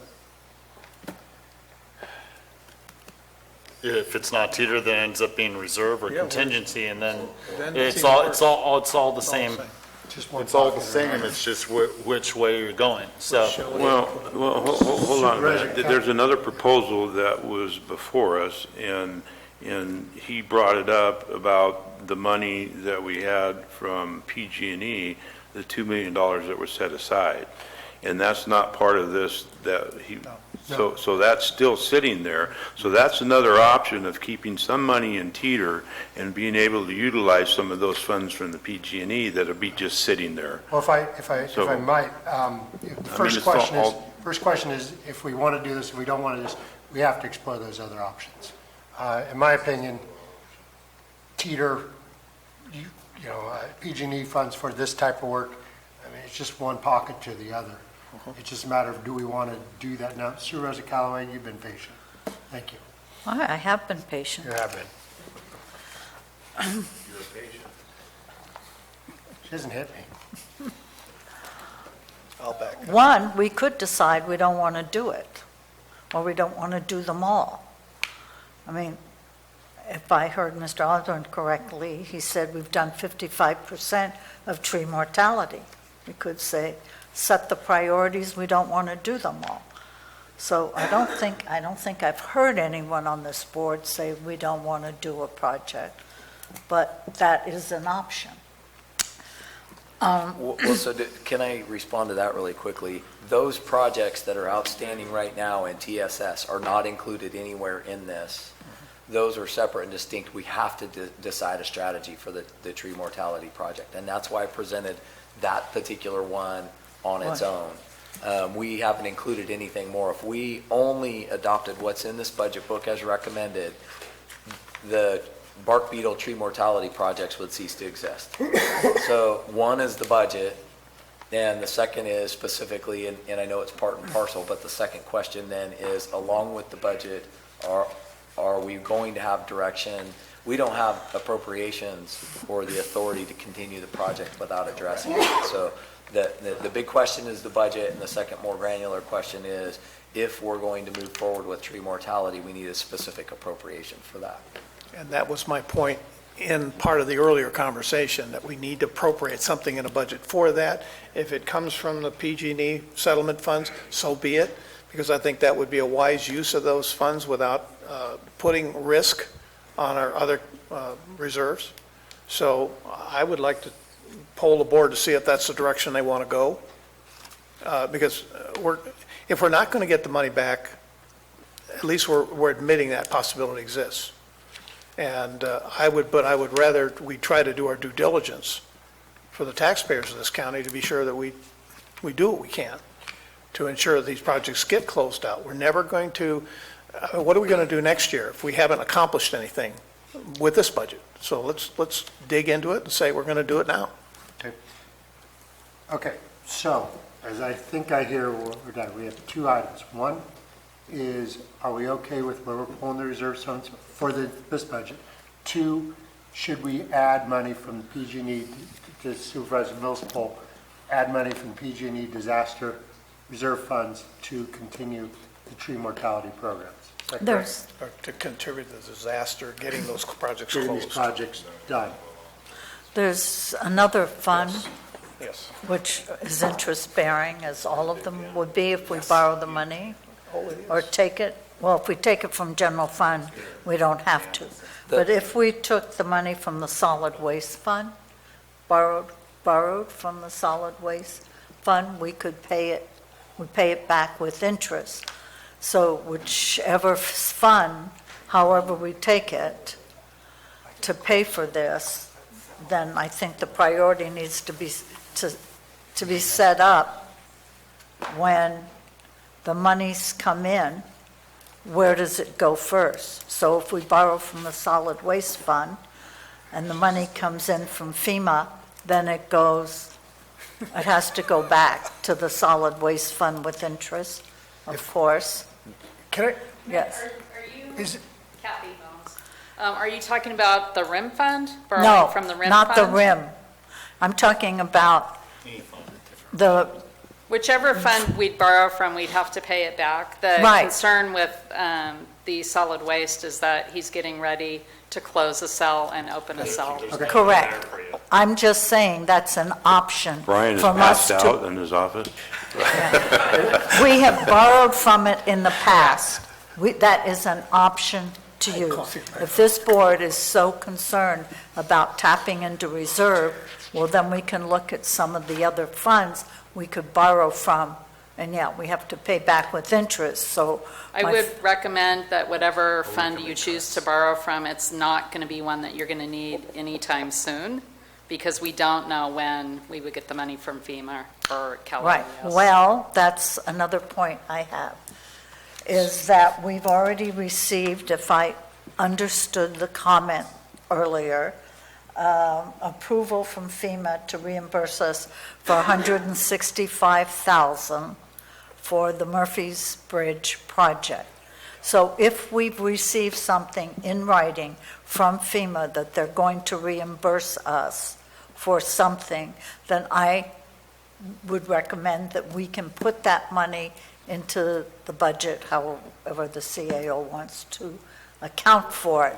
But to say that we're going to take all the funding out that we think we'd received from FEMA because we don't know, I'm saying if we know, because we have a sheet of paper that says they're going to pay us, why can't we put that in the budget? So John's highlighted that particular project. I use Murphy's Drive as a good example because Josh has been very adamant and brought it forward to us to get that project done. We anticipate that project will complete this year.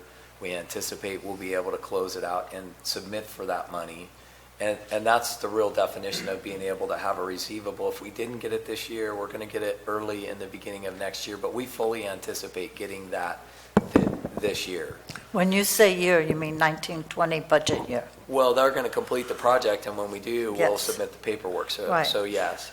So I'm, go And- ahead. And I'm agreeing with you, is that that's an approved amount that we know, or we can reasonably expect. We haven't found a situation where we were told we would be paid that amount, and we submit, and we didn't get that amount on smaller projects like this. Where we've really had issues were 2015 fire projects. But there, if we program that in as revenue, if we only get 140 or 130 or whatever, there is a risk to that. There is, but that's not really a good example, because what was brought before us is going to cost $480,000 or $450,000. So we're all in for $450,000 to get 149 back. No, The 300,000 could be possibly, if they don't approve any more, come out of general fund that we've approved. So you're right. We approved monies to do that project, and we're going to do the project, but we have not recorded that 149 as a revenue. So kind of the midpoint between taking all the revenue out is to say, here's one where we have an approval for 149. We could put that back in. It's not enough to do the TSS projects, but it helps offset the negative impact to the budget. But that is basically your point of making your adjustment on this. We've been doing that since 2015. You're absolutely right, and that's why we didn't put it in the recommendation. You're absolutely correct. If I can, I'm going to try to move this along. Good luck. Good luck. I'm going to give it a shot. All right, I'm going to put together. Oh, well, wait a minute, Not coming Bob. up. He, I'm not you, inviting them. no, but he's afraid I'm going to take some of his money, and he's right. That's what everybody's I'm here going to for. borrow it. Borrow. That's what, you know, what do you think Mark's doing in the back of them? They're all watching their dollars. Let me ask you a quick question. Is everybody okay with where we transferred the money out in this plan, the way it stands here? Let me just pull the board and we can move on. If not, we'll have to open this back up. So let me see. Supervisor Mills. No. Supervisor Stopper. We're just switching pockets if we go someplace else. So I'm okay with this, but I'm willing to listen to other options. Supervisor Toffenelli. I'm not comfortable with it. I had a conversation with Al yesterday and told him I wasn't comfortable with what we're doing here. I understand now. We didn't have this full conversation yesterday. I understand what you're saying, but I'm not comfortable with it at this time, because I need some more time to look at the history over the past from 15 to 19 now on what we've billed for and what we've been getting during the year. It doesn't state that. It just shows what we're anticipated on these budgets. It doesn't show what we've collected. It just shows what on the numbers part of it, on the slides that we were showing, even on page 63 or 65 in here, where you've taken it out and it shows the prior years.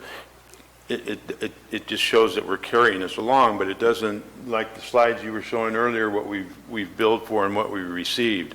I need to go through all that information first to see, is it logical what you're saying to erase all of it and say we're only going to get 1.5 million this year during our fiscal year, and then it's utopia if we get 10 million, and what is that going to do? It's a risk, what we're taking, and it may not be a risk this year.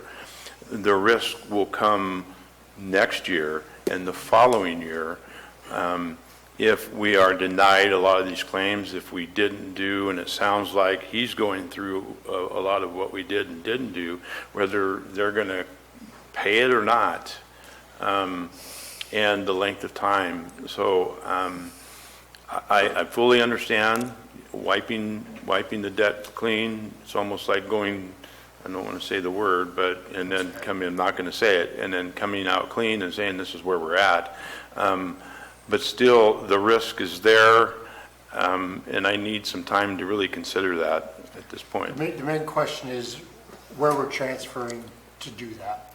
Where we're transferring to do that, and you're correct, it's just shuffling money around, whether it comes from PG&E settlement fund, whether it comes from reserve, whether it comes from teeter, you're still just shuffling this money around. It's a big risk that I need some time to go over all of this information and decide whether I want to take that risk, be part of that risk or not. Supervisor Callaway?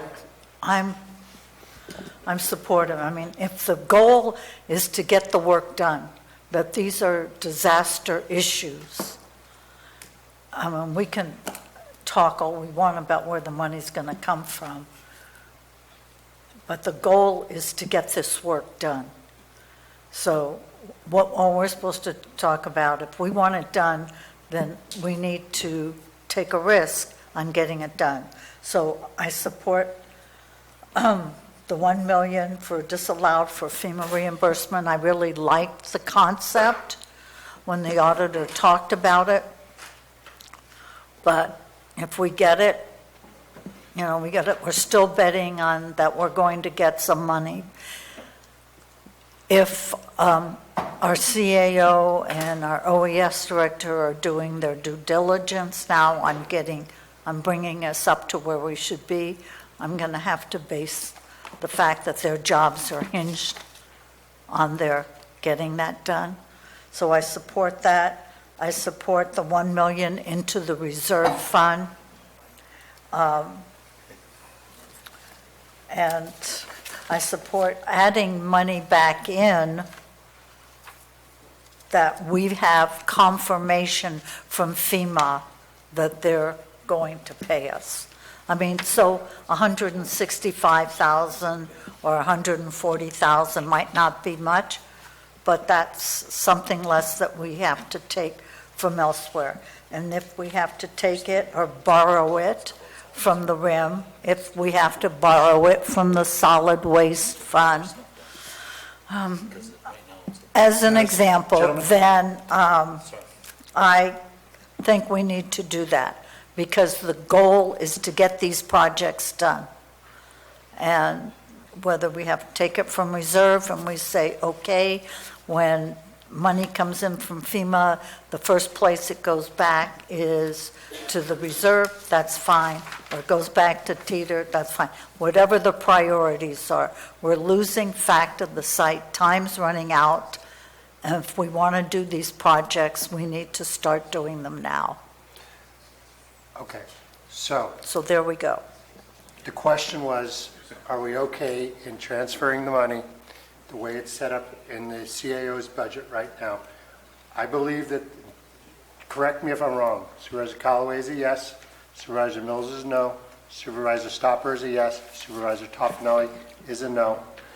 I want to correct what you're saying, because Marita said she's in favor of putting some of the funding back. Well, I'm going to, Did you not say that, Marita, that you wanted to, Okay.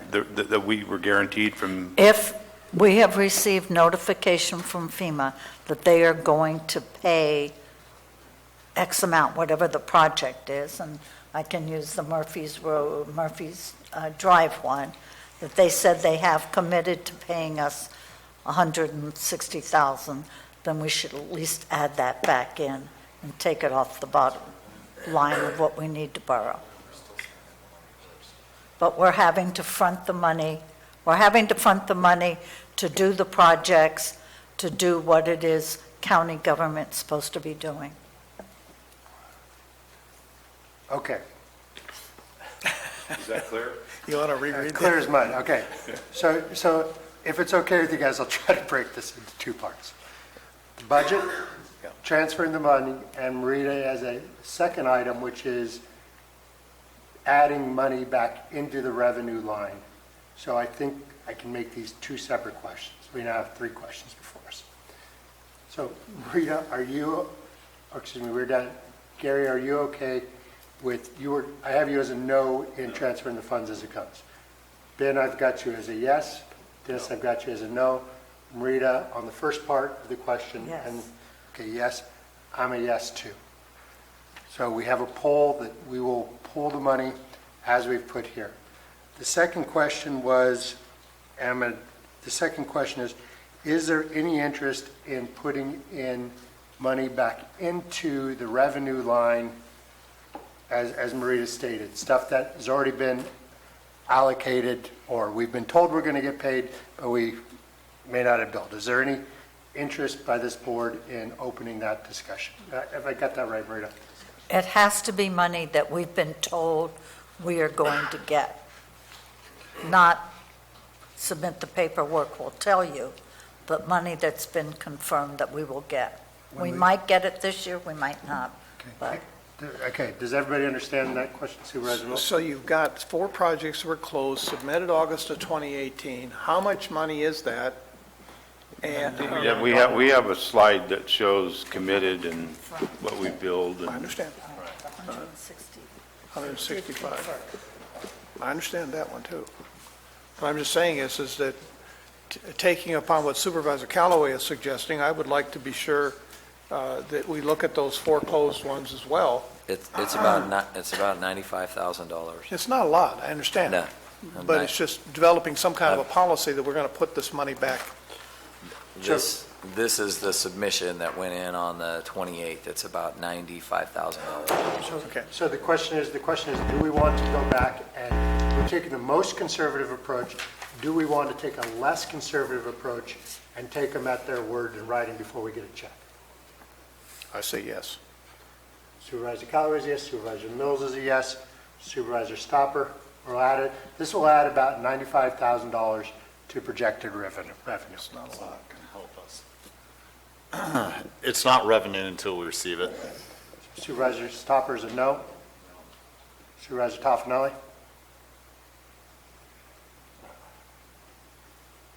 Yes. All right, Supervisor Garamendi is a no. So add back in the 95 into revenues. Third question. Supervisor Callaway brought it up. Using PG&E disaster reserve funds to continue the disaster budget, specifically, I guess in this case would be tree mortality. And that is for a total of adding how much? Approximately $300,000. $300,000. And I understand approximately isn't a good word to use in the context of the discussions that we've had, but that's the maximum exposure to us.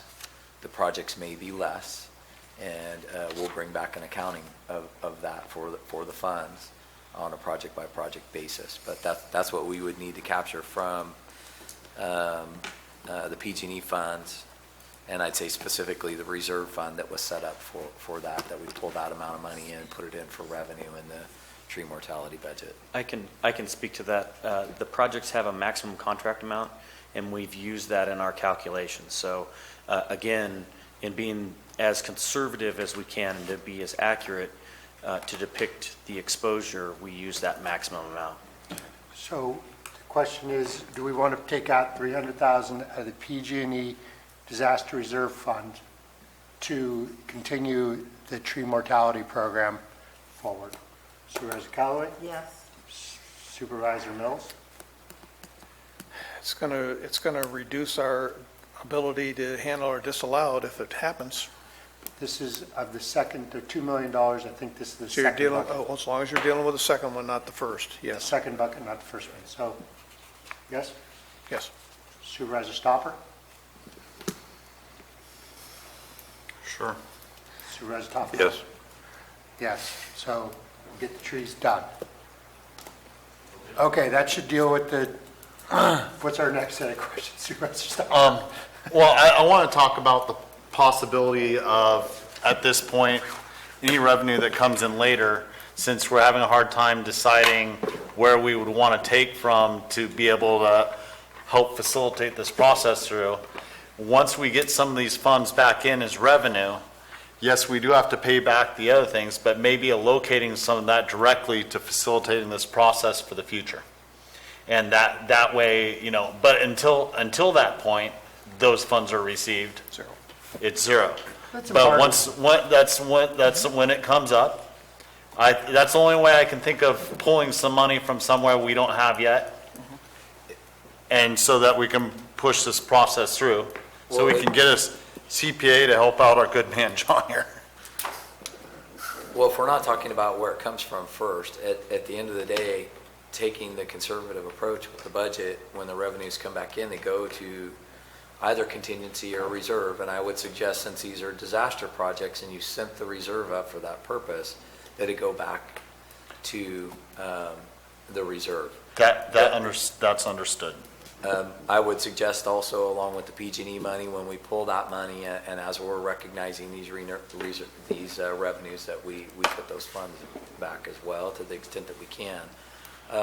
The caution is that at some point, and I recognize the reason for the reserve and the contingency, but at some point when we continue to put money in, we need to be cognizant that there's more latitude in the language. You intentionally, through the policy, designed latitude in for economic downturn, unexpected issues, or disasters. And so it's a good place to hold as the clearinghouse for these disaster revenues to go into and to pull from. I think to keep a close account on it. Is that okay with you, Supervisor Topper? Is that what you had in mind, or do you have something else? Sure. Why, okay. Don't put words in his mouth. I'm not. I'm trying to help everybody get through. Sure. Supervisor Mills, I imagine you've got other items you want to bring up as I look at all this. Were we going to poll on that? No, he has On the no poll, other so items. the poll is to put the money in, you want to articulate it for me? I'm going to put words in your mouth otherwise.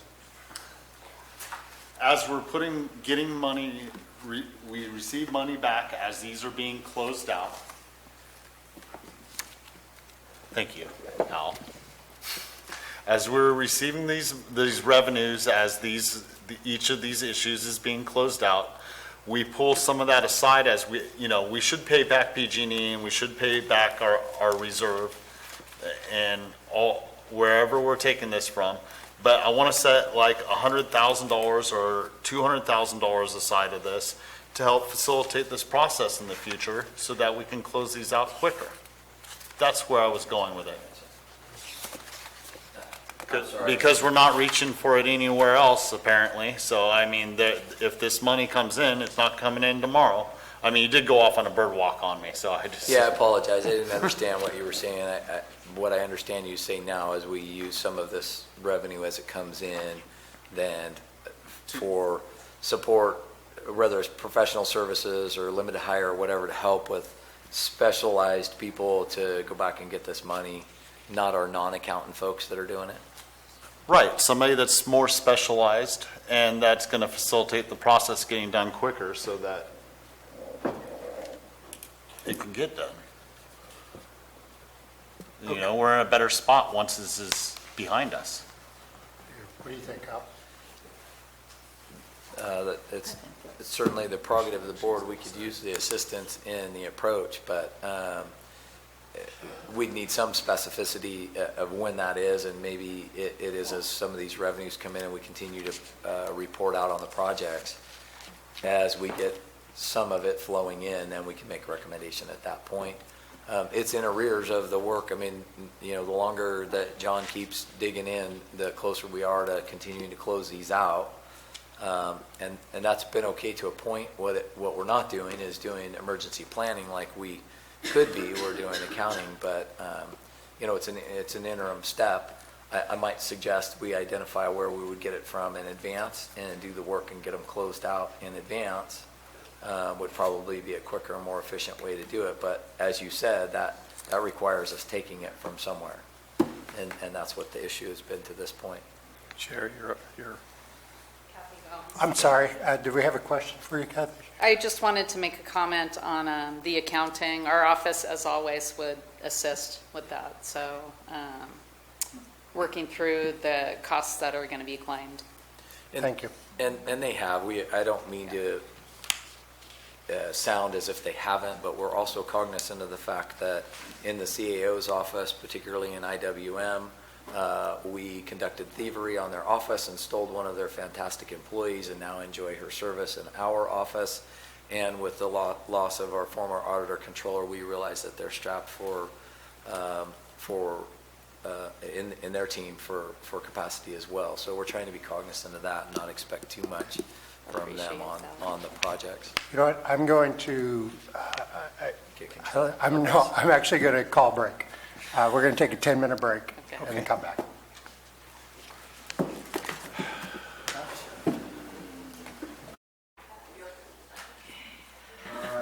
Mom will be late. Welcome back to the Board of Supervisors meeting. We are discussing item 27, the county budget. We left off talking about Supervisor Stopper was making suggestions regarding figuring out how to get resources to help OES get to the bottom of this accounting thing. Supervisor Stopper, you want the ball back? Yeah, after the break, there's a suggestion of possibly pulling $50,000 for the PG&E Disaster Reserve Fund, giving that to the CAO to facilitate this getting done, and having Public Works or the Auditor Controller's Office or whoever needs to be in the room on each one of these to all work together and get this issue retired and put behind us. So the idea is to take the $50,000, get you the tools you need to get this thing done. And the statement is, get this stuff done. Is that correct? That's it. Let's poll on that. Supervisor Callaway, No, not as presented. Supervisor Mills, Yes. Supervisor Toffenelli, Yes. Supervisor Garamendi, yes. Get it done, John. Get her done. Yes, sir. And we'll make a very, and thank you. We're When I say- holding you when I say- accountable, John. John, when I say get it done, I mean, everybody's on the team to help you get this done. You're not solely responsible. You didn't create this. But you're helping solve it, so thank you. And please come to work tomorrow, John. Yeah. Unless it doesn't get done, then he's fully responsible. Thank you, guys. Okay, let's move on from this item, and let's see what other concerns the board has on the budget that we want to take on. I think we've gone through this one, and we've had some resolution. Did I get all the questions on here? All right. Supervisor, who wants to go next? And let's, if we have to bump back into disaster recovery, we will.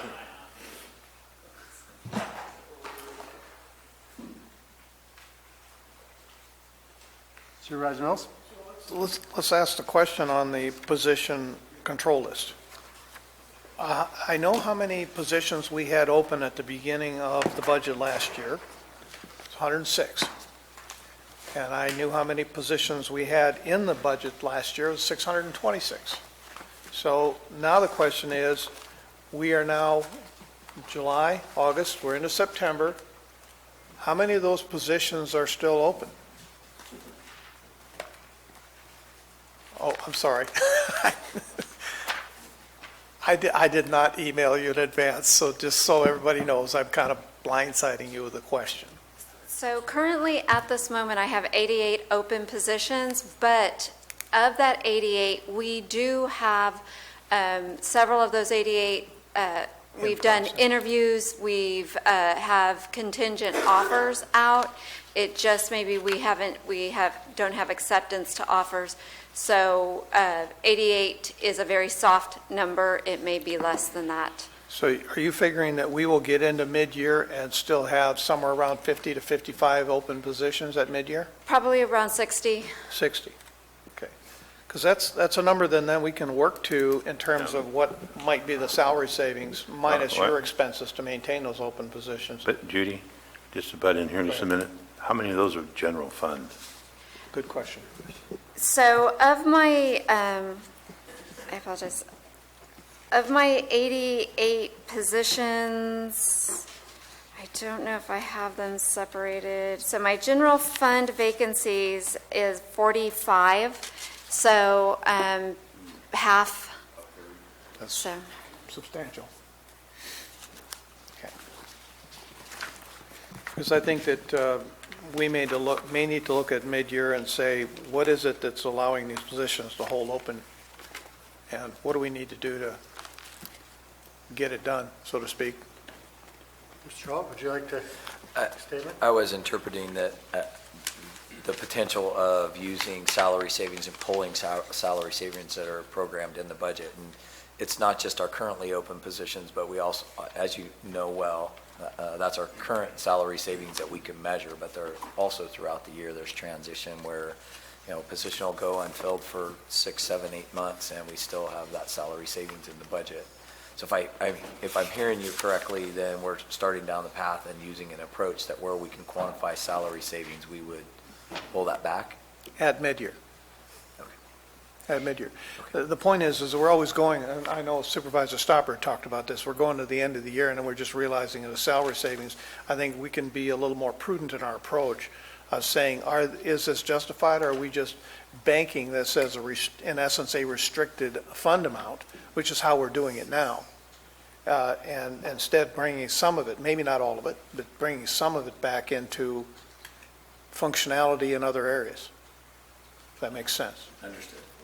I would like the board to, as a policy matter, is that something that the board would consider? Or do you want to articulate exactly? Well, articulate that we're looking at open positions right now, specifically general fund positions, and saying that becomes salary savings. We're pulling that back at the end of the year. But rather than doing that, wouldn't it be more prudent for us to be looking at those general fund open positions at mid-year and saying, is there a portion of this that we may want to consider pulling back? You want to sweep mid-year? Not do a full sweep, because it may not be a smart thing to do, but at least to have the board look at and say, we're going to look at this at mid-year, and we may need to make some adjustments. How does the rest of the board feel on it? How's the board feel? Supervisor Callaway? If we're going to do a sweep, No, it's not not- sweep, just, he wants to evaluate the position control. then I think it should be done now, because it's a revolving opening system, and what might be open now might not be open at midterm. So if we want to do it, I believe we should do it now. Supervisor Stopper? Yes. Supervisor Toffenali? Given what we just did with the disaster recovery and wiping the slate clean and going into next year, no. I think it should roll over, and if we have salary savings at the end of the year, like we did this year, he utilized it, we may need that money and not spend it during the mid-year. I'm really leery about where we're going to be at this time next year. So, no. So, Can I ask a clarifying question? What I think I interpreted Supervisor Mills to say was that we would evaluate, quantify the dollar amount, and if we sweep it, it would come back to, I thought you were referring to come back to contingency and or reserve, Correct. as opposed to quantify it for allocation at mid-year. So we know what it is. It's just, it'd be pulling cash carry or ending fund balance at mid-year. And I'm just clarifying, I'm not No, that's correct. You're correct. suggesting one way or another, I'm just making sure I understood what the, so I'm understanding, are you looking for like a point of time, here's how much money, you're not suggesting we sweep it or No. do anything, just notify that we're all aware of where we are in cash? Absolutely correct. Okay. Does that change anybody's vote? That clarification from CAO and Supervisor? Then I vote, I'm with you, Dennis. I'd like to know it, as long as we're not touching it. No, but I think we need to know it. Okay. Okay, 3-2? Next, on page 117, I would like to note that, Sealt, you're aware of the money we're going to be guaranteed to get off of Prop 68. And are we going to plug that into the budget at mid-year? That's the 430,000, or page 116, or 117, I'm sorry, page 117. I know that we have submitted for that. Yeah. What I don't know is the exact amount that we may get, that we may get in that. So if we do, along the same lines of some of our other revenues, if we do get that revenue, we'll plug that in at mid-year. Okay. So, and I know the Parks and Rec Commission that's newly formed is working on some options for that. Correct.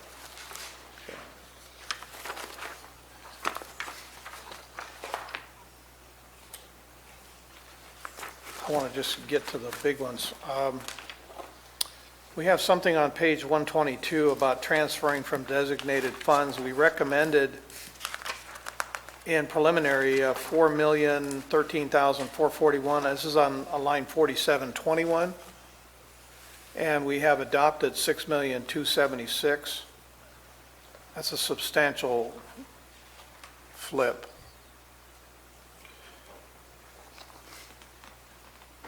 That's the first line there, on line 4721, transfer from designated fund. What specific fund are we talking about? And, oh, okay, If I may. hello. Okay, so Supervisor Mills, this is where we see reflected the money flowing from Teeter into our general reserves, at which point it becomes effectively part of the fund balance, which is then distributed across budget units in connection with the rest of the So budget that's- that you have before you. That's where that teeters. That's that 2.2. Okay. Moving on down. There's many of these lines in the 2018-19 actuals, no matter which area you're in, where we're seeing a different number in relation to what was reported to us in preliminary. Most of them are not substantial. They're just minor adjustments, and probably as the books got closed, we made some adjustments. But I just found that to be rather interesting to find that. For instance, on page 130,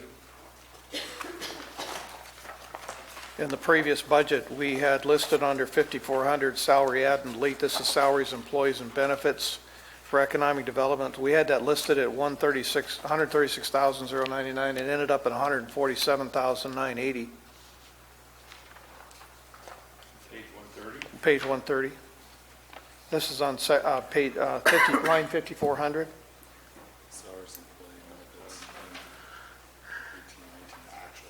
Yeah, that's like an $11,000 difference for just one position between what was reported to us in preliminary and what is the actual.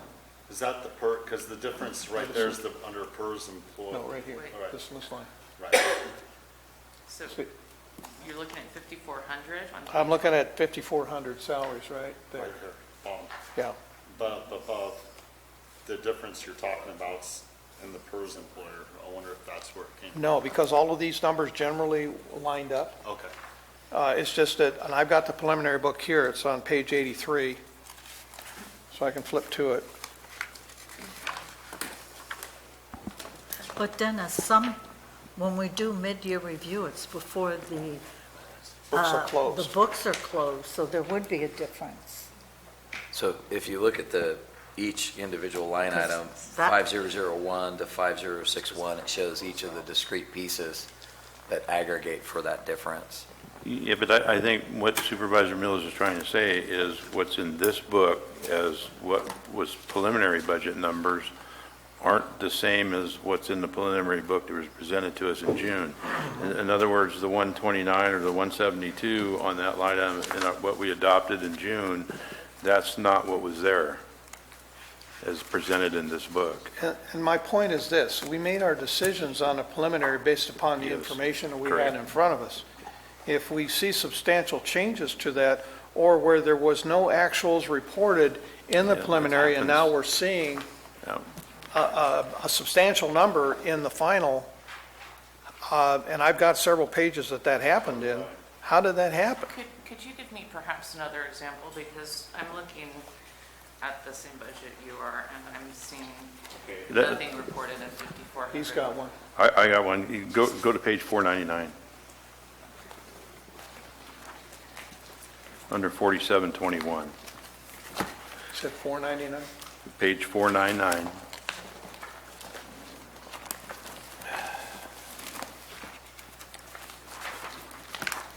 And this is not specifically what he was talking about, but it's specific to what we adopted, where there was nothing on a line item, and now 1.490 million appears. Sure.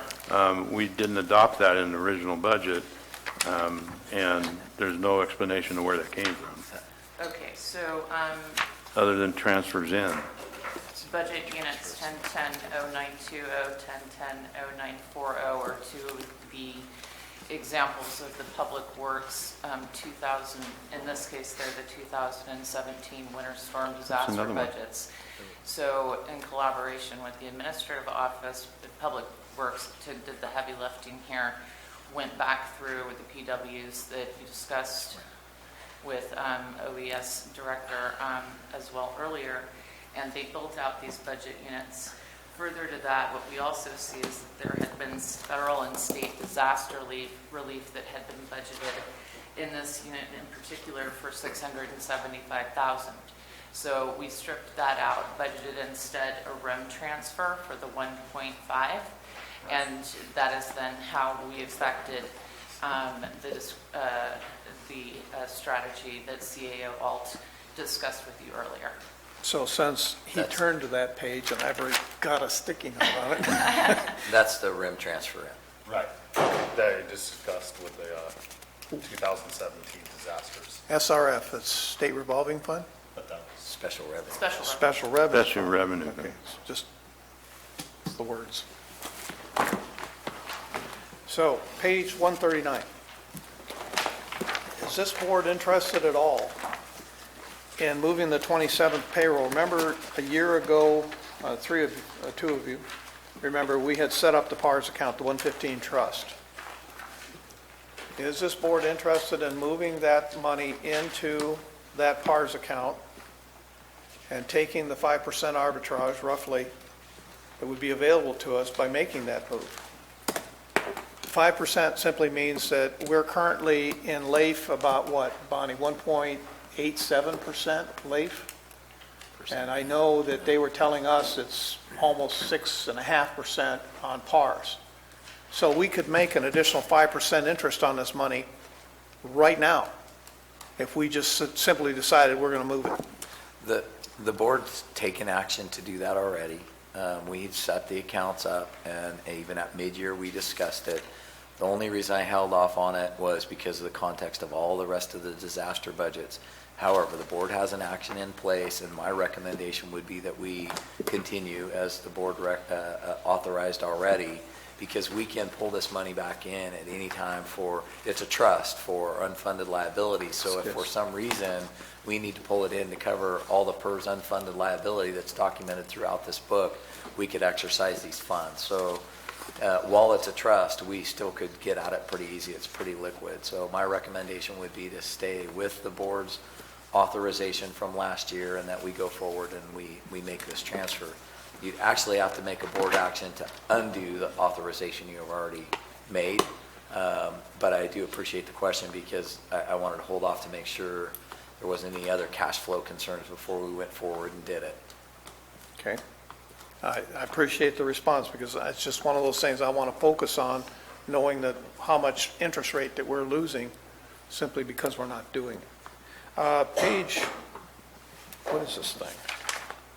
157, is this 156? I can't see a number on it. It's the page before 157, at the very bottom. It has to do with line 4705. I refer back to page 98 in the preliminary book, where it was reported the year-to-date actual on fuel sales was 11,647, which is substantially lower than had been in previous years' actual, so it was a kind of a weird number. But it came up that the 18-19 actual is 204,816. After it was reported to us, it was 11,647. Supervisor Mills, Bonnie Rich Administration, the reason that the actuals appear much lower is because of the arrangement, the fueling arrangement that the airport has with the credit card transactions as the airport manager goes out and purchases fuel, and those transactions from members of the public are made, those numbers are just adjusted behind the scenes, so they don't end up showing up in the schedule. But we, in an effort to create a more transparent actual of what we actually purchase in the fuel, that's why those numbers are up. Did that make sense? It does, but what it leads me to believe is that we're higher by about roughly $40,000 over previous year in fuel sales, and she is getting a new Connex, a new fuel vault there. Is 200,000 as recommended in budget too low? No, that is the amount that we're recommending. And these types of revenues are no different than the other revenues we've talked about. We try to be conservative with them and, level set off of what a previous year is. If we get more than this, there's a benefit to that, but it's its own enterprise fund. So we try to be conservative and not create revenues in a fund that may not Correct. materialize.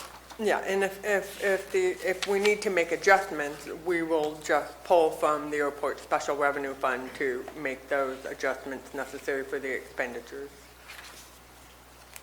Okay.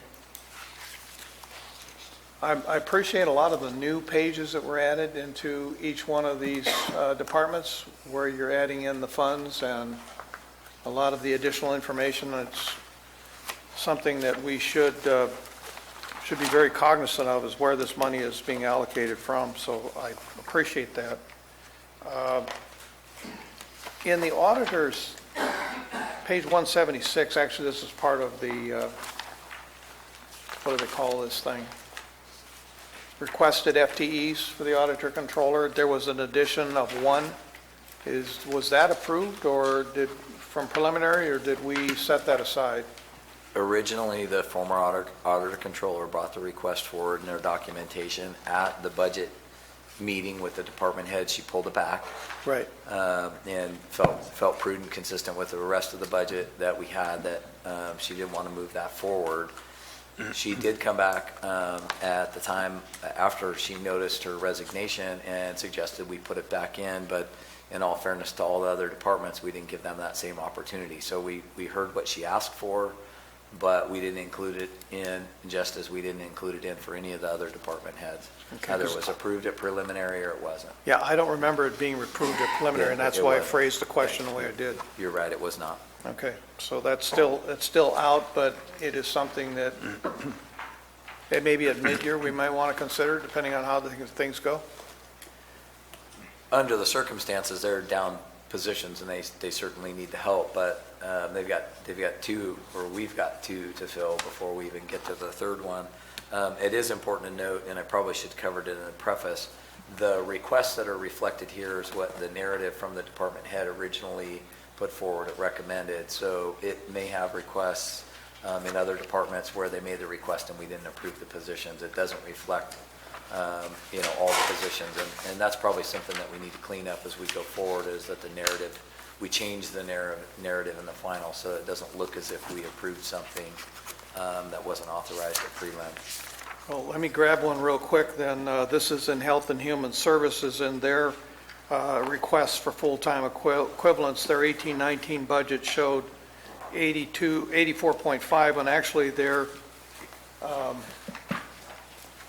what do they call this thing? Position control list came up at 82.5, and I had mentioned that they had not requested anybody for next year. Yeah. And so there was 84.5, actually, two more were in there, so there should have been a +2 add delete, +2 add on this thing, and no one bothered to insert the 84.5 in the requested. This is attention to detail, ladies and gentlemen. It's important for budgets that we understand detail's critical. So these are the kind of things, when you say cleaning it up, if the departments are going to be requesting something, then they need to look between preliminary and final to be sure that the numbers and their requests still match. And this is not the only department that did this. A lot of the departments did this. I don't think that they even looked at the book between preliminary and final to some degree. Well, Go ahead. if I may. There's some confusion here, because I brought up a few others the other day that are the same thing. And some of these requests, they're put in here. I would ask that next year we consider how we put this together, and we put it together in a different fashion, because I go through them and they say, it says final budget, but right above it says their request. And we did not approve a lot of their requests. The CAO's recommended budget was different than the request, That's although, right. that's where I got confused reading through this initially, and I had to actually make a call down here. I'm like, what the heck, because we never approved of that. And that's like, okay, it's the structure of how the book was put together, and we need to consider how we put the book together next year, so there's clarity provided in that, so that there's a difference between requested and what is recommended. Absolutely. It's a good point. We've recognized that in several different pages. Just as a reminder, this is our second year of OpenGov and WorkEva, so that we're learning some of the changes that need to be made. So we track those. We're actually having a debrief with a work group from the department heads as well, and some of the fiscal folks to clean up some of the things we're learning using the different platforms we are in year two. So it'll continually improve. Thank you. Because, again, I think that the department head should be able to have a chance between preliminary and final to actually look at their portion of the book and say, I'm going to sign off on this. This looks correct, or this is correct. You know, if they had their signature next to it, they may want to be a little more diligent in being sure that the information we're presented to make our decision is accurate. That's my only point. Page 193, in code compliance. I know that in environmental health, we went through in the building department, I think we restructured some of the fees to try to create revenue neutral situations. I'm not seeing revenue neutral here with this number, the net cost number, on page 193. My apologies.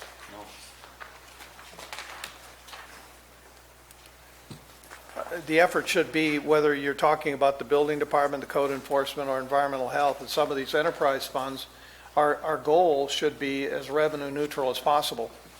And where we're not, then maybe we need to go back and take another look at it and find out why we're not. But this is nearly $500,000, so it's a substantial number. We're talking about cost recovery here, right? Yeah, we are. I would welcome anybody to say anywhere in the state which county gets full cost recovery on anything. And that's part of the problem with cost recovery, is most of it's not realized for years afterwards, if it is realized. And the potential for collection, even on some of these issues environmentally, I mean, it's sad to say that even with auctioning off the property, you won't get total cost recovery in the future on some of these. Oh, that's true. Absolutely true. And making sure that We look at, though, as the total budget for code compliance. This is the 101,600. And we look at the final number down at the bottom of 724,451. So there's a lot of money that's hanging out there, and I'm kind of looking at our building department director. A lot of money is hanging out there, and you're right. We probably won't recover it, or we'll recover portions of it over a period of time. But I'm just using this as an example. There are many other examples that could be out there, but I think that any enterprise fund should be striving to be as revenue neutral as possible, and to be coming before the board and us helping to try to help you with the policies to create that. That's all it is. On page 202, this has to do with capital improvement projects. We had $1 million, $1,009,000 set aside HHSA facility That was in the preliminary, I believe, recommended, and it's been wiped out. This is on page 202, The Health and And Human Services. Health and Oh, Human Services, 5768. Because we had already, had we made some decision on this? My understanding, although I'll wait for my colleague, Ms. Rich, to confirm, is that that was actually not requested this year by the department, and that error was corrected between recommended budget and now.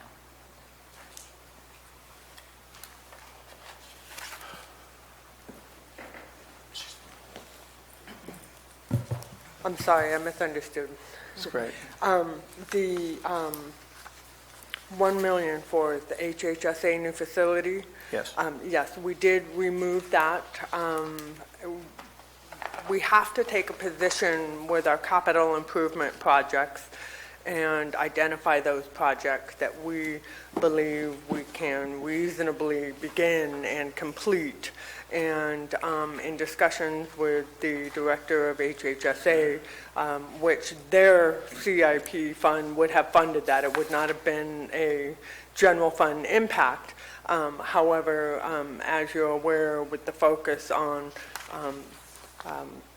the No Place Like Home and the tiny homes, we are focusing on any CIP improvements related to those projects. Right now, we are not in a position to take on building a new facility. We already have board directive to, as you know, take down the old jail, erect a new facility for the DA or whatever office we end up putting in there. So that was removed after preliminary. Yeah, the point is that the board, this board, had decided it would be there in preliminary, and I'm now seeing it removed. It was actually an error, as Krista pointed out. I had budgeted on the CIP side, but HA did not budget the transfer out on their end. So it should not have shown up on the capital improvement project list. And I'm just calling it out. Okay. We corrected it. All right. On page 211, I just made a note here. Is the roof going to be considered for the museum at some point in the near future because of its tenuous nature? Yes, if I might. Go for it.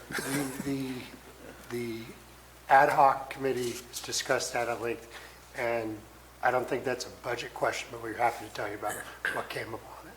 I think you'll be happy. Okay. Actually, we have to tell the whole board, because you'd be the third. It's a top Okay, knowing. but- Do you want to give the thumbnail?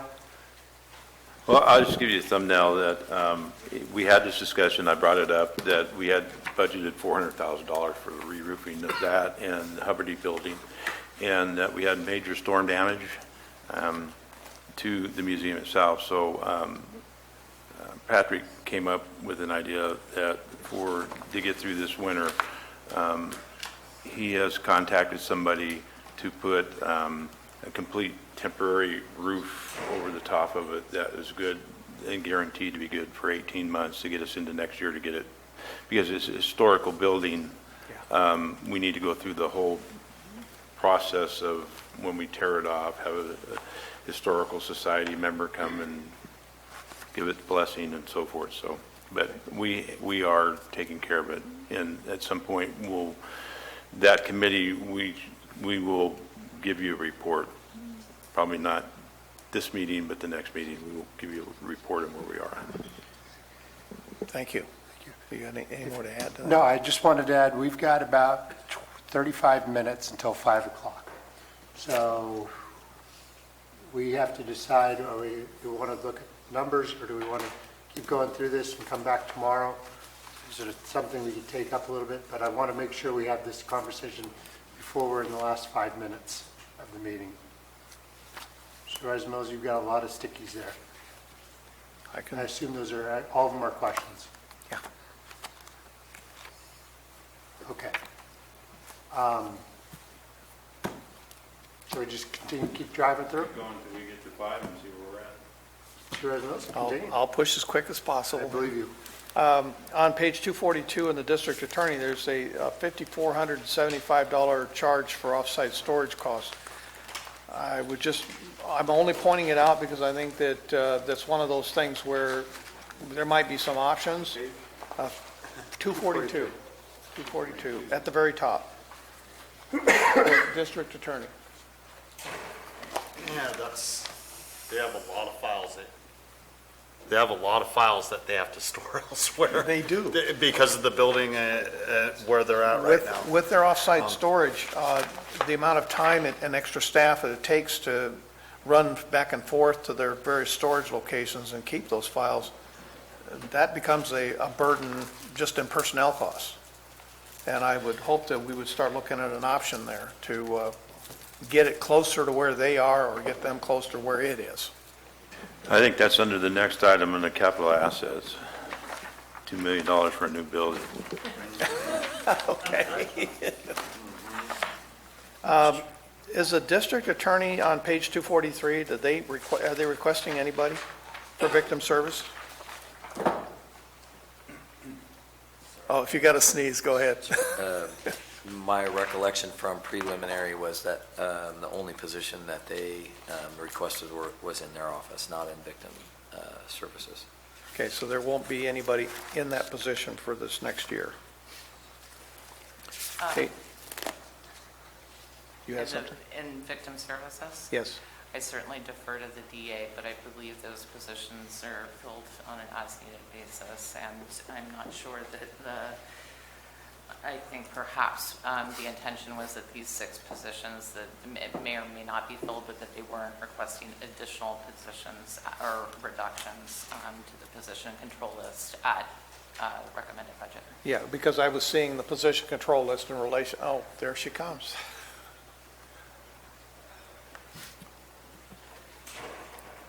We currently do have 4 open positions in victim witness. We are recruiting for those positions. The funding, we usually see renewal for the funding in November and December for those positions. And that's usually when we see if they will continue to be filled or not. But we are recruiting right now. And in the position control list, it actually shows 2 as being filled. So, yes. That's correct. So it's just that they hadn't requested anything. Again, attention to detail. That's all it is. In Environmental Management Agency on page 259, we go through the list of environmental health services or the things that that agency does. There's no listing for what I call threshold mitigation, threshold remediation work.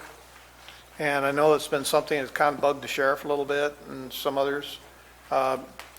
I would like to see an effort put forward because we're not reaching state thresholds in some of these remediations, I'd like to see them added in, something in here that they're going to work on it. Or who else is going to work on it? It's kind of wound up in a larger discussion, but we've recognized that. I realize it's not one and the same, but in discussing our regulatory program, that we have a cohesive approach to not only the regulatory program, but enforcement, that we have not only set standards that we inspect to for the regulatory program, but for lack of a better term, a checklist and things we respond to on the illegal side as well, which would include environmental participation as well. We haven't gotten any further than the discussions, but that's where we are on it. We have discussed it.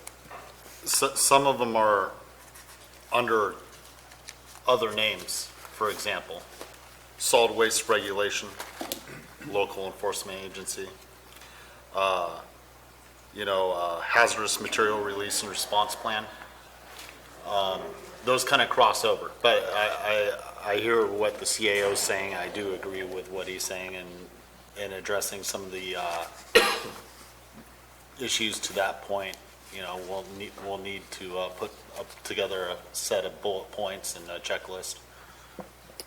And currently, I don't have a page number for this. There's no page, but Calaveras Mariposa Community Action Agency, it doesn't show the CMCAA director there, and there should be at least a 1 in the requested column. What page is that? Steve? It has no page number. What's it between? It's kind of like a clean number. What's the next page? They're all empty. There's nothing on any of them. After 311, you go to page 311, you back up 310, 309, 308 would be what it would be, I think. There's 80 pages there. There you go. Cal works, keep going. Where are you at? 311. Right, going back to 311. There's quite a few there. Yeah, a lot of empty pages.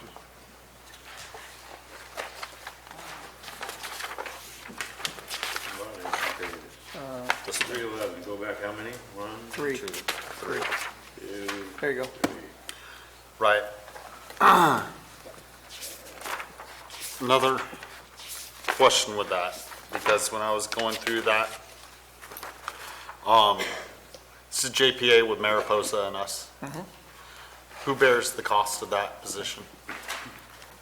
Us 100%, Mariposa partially? Is it divvied up by population? I know Oh, there's thank God Kristen. there's a $36,000. For risk of me answering the question, she rushed up.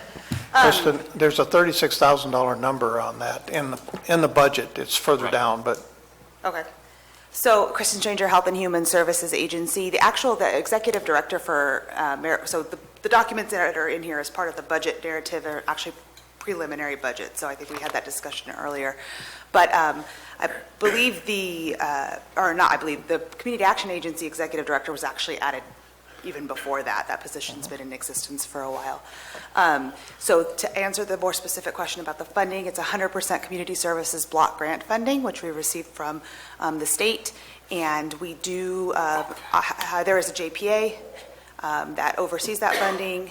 We do have an executive director, and the funding in terms of service delivery has traditionally been split about 70-30 amongst Mariposa and Calaveras counties. Approximately by population then? Approximately by population, exactly. So that is a fully funded Right. entity. That's restricted money, no general fund money? No, is it? it's not, Okay, no. perfect, thank you.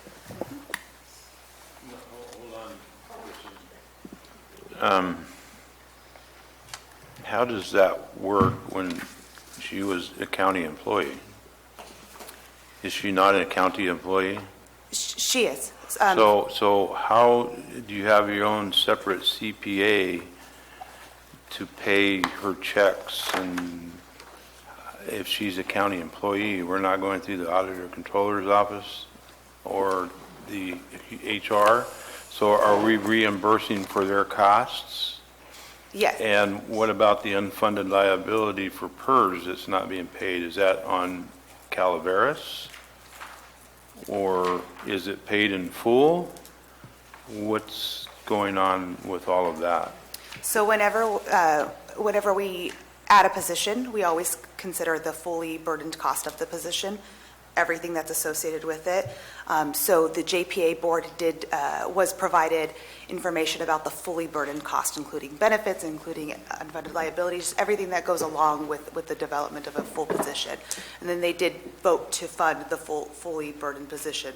So that is all taken into account when it comes to her position. Okay.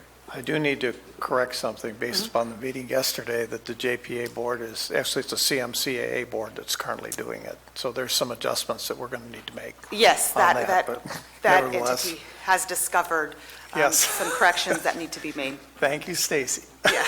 Okay. Page 372, in under 5422 training, this is for information technology. It says an increase of 12.6K from 235K to 38.1K. Now, I'm not a mathematician, but those numbers don't match. That's on page 372, under training, which is more to the bottom, under 5422.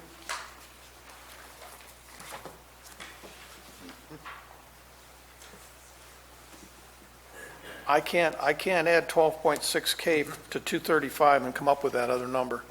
Can you add it to 23.5? So this is There's an a example decimal. Are we of, missing a decimal point? Is that what it is? this is an example of the narrative that gets submitted by the department heads. It's not necessarily what was improved in the budget. This narrative that you're reviewing is something that was submitted by Stan. The line items behind that, on the Schedule 9 is what was approved or not approved. And it's part of what's been highlighted earlier, that the narratives don't necessarily match what's in the Schedule 9 because we didn't approve all the things that are in the narrative. Okay. The 235 is missing a decimal point, is what it is. Yeah, that's the answer to Mr. Mill's question. Right. Okay, at page 395, we're rolling through this now. We're smoking along. 395, this is under contingencies. In the preliminary, we had approved for $770,069 under section 5990, or line 5990. And we're now looking at $1,000,005. Yes. So this is an example of where, and typically it goes in this direction, but not always. Once the books are closed for June 30, we then have the June 30 fund balances. At that point, administration will work with departments or simply adjust the department's contingency line as a result of that increased or decreased fund balance. So unlike a general fund department where when you get to the bottom of the bottom right-hand corner on the Schedule 9, which would be in a general fund department, the general fund contribution, in these budget units, in this case, the 3.1 million, is the June 30th ending fund balance for 2019. So once that information is obtained, typically around mid-August, then adjustments are made to these budget units accordingly. As a result, the contingency line, which is otherwise known as an expense line, which we implemented, as you may recall, last year in order to ease transparency for both the board and the public. It appears as if appropriations are increased here, when in fact, really, it's the contingency line that has been adjusted, and in this case, increased substantially. Okay, appreciate the answer. So Go ahead. let me get the last line on net cost at $3,142,000. That's carryover? Correct. Why does it say cost? Yeah, why does it say net? So the Schedule 9 is actually derived from the County Budget Act and what it requests. So that's year-to-date actuals for the 2 prior years, the recommended budget, and then the final budget. So what is on this schedule is mandated by the State Controller's Office. And while I could not agree with you more, that net cost in the case of a non-general fund department is difficult to, it's certainly not obvious on its face what it is. As a practical matter, that is in fact what it is. I would have to review the state controller's schedule to see if we have some flexibility here. If we do, then certainly CAL Alton, I can review whether we could actually modify that language. Okay, thank you. On page 406, this has to do with library. I know that there's been a little bit of a concern over the City of Angels not funding their portion of it. Have we added that to our budget here? And if so, where would we see it? So in terms of adding to the budget, what happened here was, so the 11,000. Yeah, it's 11,500 or something. Change, 11,700. Right. There had been one carryover payment that was the last payment for the prior fiscal year that we did receive in this fiscal year. Okay. So that, I believe, was around $1,700. There was an additional, I believe, $3,000 to $3,500 donation. Let me just confirm that. What line would we see that on? Krista, is that under 4799, contract from other governments? No, well, so 4799 is where the Angels Camp revenue was reflected, so we down, You downed it to the to 1954, the which is, 1954. okay. And then the transfer from designated fund was increased by 3,600. To balance. In part, large part, maybe exclusively due to an additional donation that flows through that special revenue fund and into the library budget. Additionally, Librarian Giddens made some cuts in her services and supplies category to otherwise offset the revenue reduction. I appreciate that we are continuing to support the Library and Angels Camp despite the situation, and I'm very thankful that it wasn't something we had to go find donations for to keep that library open. So, just a public point. On page 429, we're talking about a net cost at the bottom of $242,833. In the narrative on 415, it says the county will need to return the funds to RCRC for Butte Fire Recovery. This is on page 429. Yes. So, and I welcome input from anyone here who has more background on this budget unit than I do, but historically, there was money set aside for Butte Fire victims. If I recall, the dollar amount of the potential grant per household. We've already taken a board action to do this. Yeah. So we'll be giving this money back this year. We took a board action, so I assume so. It was incorporated in all the disaster budgets. This is part and parcel. Okay, so we'll be able to get that done. This is the one that, page 444. 444? 444. I'm almost done. What is this? Sorry, pardon me. So, It's all right. that is I saw it and it's like, what is this? It is an excellent question. Quite frankly, I would have to revisit my notes from recommended when we worked with the auditor's office to take this action, but there were a handful of budget units that had special revenue funds that had funds that were so old that not only is there probably not anyone left on staff who could tell us what they are, but or how we got them. And so our previous auditor controller and I looked at these and actually made transfers out exactly so that we could just clean these up. It's part of an ongoing process. And if you look carefully in a few places, you'll find some of these funds that remain with less than $100 that escaped our attention or aren't yet ready or that we wouldn't legally be capable of extinguishing at this point, but we will continue to do so to clean up the books as we move forward. You think in your professional opinion you'll find more of this? Well, I would love to find lots more. I don't know that that's reasonable to expect, but I do think that as we move through all of our budget units and ultimately we hope we can clean up as many of these things as possible. Thank you. And Public Works on page 481, there's no budget request for this year? I'm sorry. Page 481? 481, 482. Oh, okay. So I imagine that you're speaking about equipment service. Yes. So I defer to, certainly to the Public Works Director and Mr. Penzelak, but this budget unit they worked with the auditor's office to extinguish this budget unit and I believe roll most of it into the existing. Just moved it into a different account or? Into an existing budget unit, and I'm just trying to make I can take this, Krista. So Josh Packer, Director of Public Works.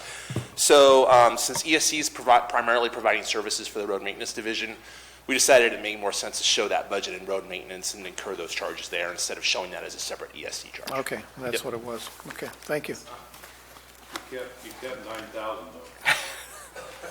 Yeah. That's a good example of something I imagine we'll clean up. I think you're holding back, Josh. That's the party money, I think. And we've got a flip on page 525 in the requested full-time equivalents.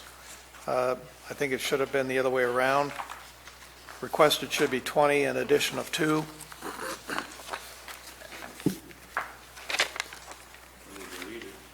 Yeah, we deleted. And the last one that I have, this is kind of interesting, on page 608, and this is also, I think, on other pages within this, because this is not just CSA 2, but CSA 4, CSA 12, and PRD 1. We didn't list the income side of this, the 410 through 440 section. On those particular ones are missing. Okay, so So I don't have the, for instance, I don't have the interest, the current secured taxes, any unitary, supplementary, current unsecured. In other words, all those sections you see on page 605, for instance, for Rancho Calaveras and CSA 1. I'll start with 605 just to see at the very top, 410 through 440, 4040. Those listings that you see there are totally missing from many of the other CSAs.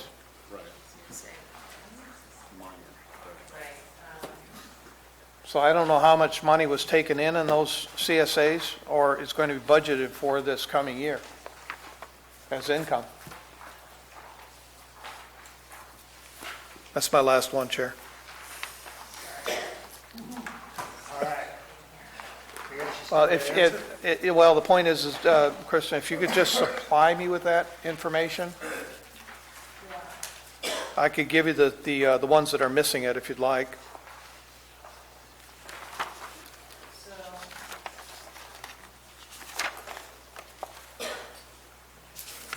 okay, yeah, we can certainly circle back. Yeah, it'd be I can six- Get back to you with that information. Primarily, I'm more interested in 608 and 609, but 607 is missing it as well. Yeah, Supervisor Mills, I can Yeah. answer that. I believe these were also missing from interim, and it was a budget, it was a printing issue with one solution. If memory serves, those were missing as well, and so it was the same mistake that didn't get caught as part of this interim. Yeah, So and it's just a printing error. It wasn't a No, omission of. I'm not suggesting that at all. It was a printing with one solution, and it's a great catch. I just need the additional information to be forwarded is all. Yeah, that's Okay. fine, absolutely, thank you, Mr. Chair, that's all I have. All right. 15 minutes, 5 o'clock. Who's up next? Supervisor Kaufman. I've got a couple questions, and it's Public Works, is I'm Page you on. I'm on page 489. Under line item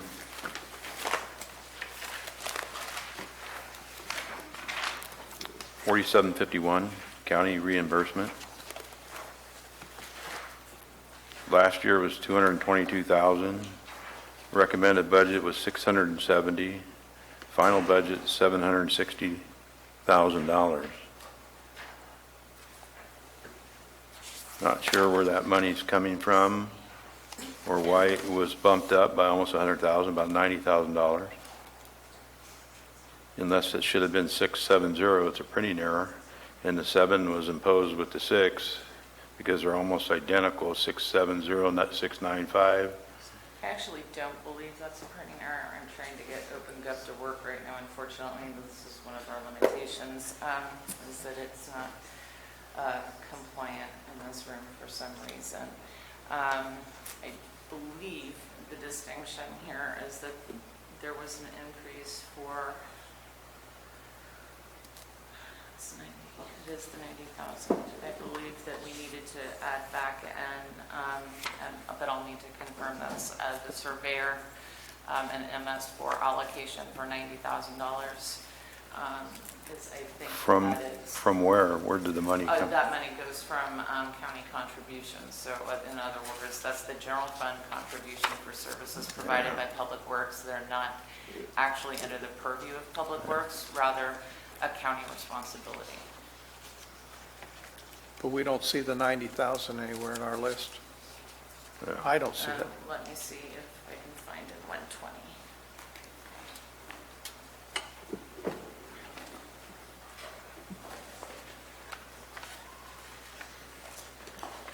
Do you have an answer? I will respond to that in part, which I don't believe that's the general fund transfer for the surveyor, for the case that's a known entity, that's a general number we apply every year. It's been that way for quite some time.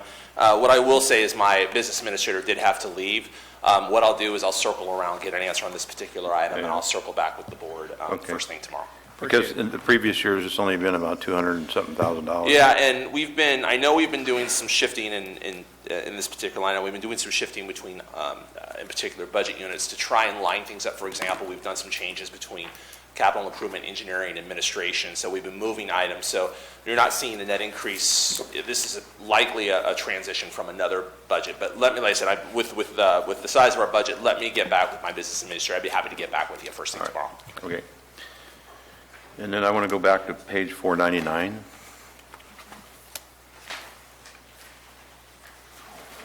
And I'm looking at line item 5271, the 5271 that was brought to us a couple weeks ago, and we had a board discussion about transferring teeter funds into that account per the request, and that amount was about $480,000.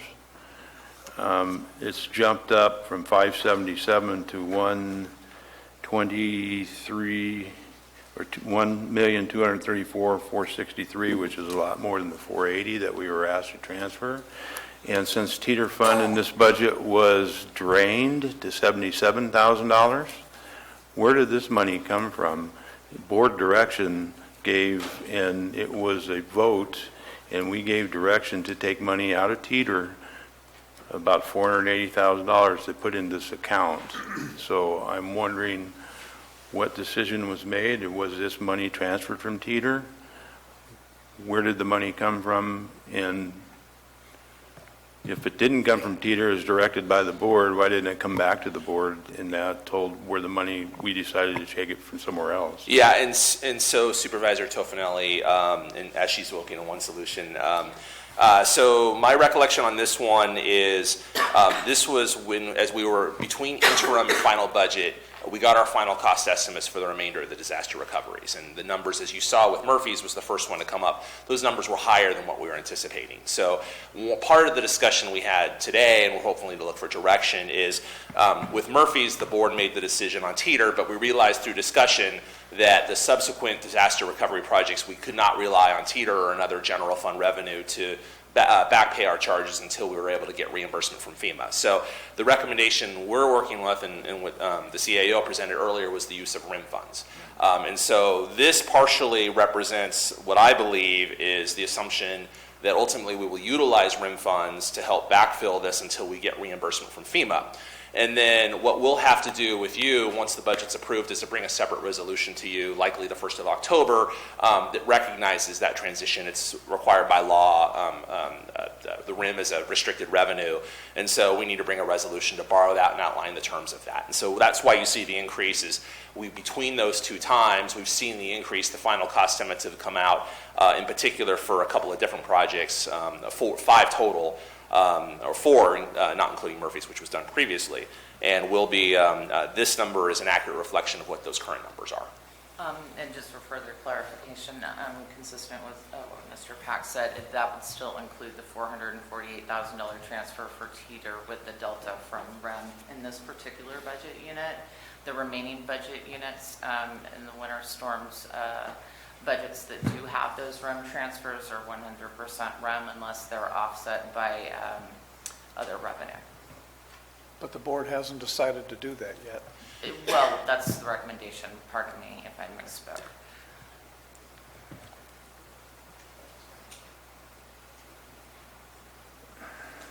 So I just want to make this clear on what you're saying. This money that's here and appeared in this line item on final came from RIM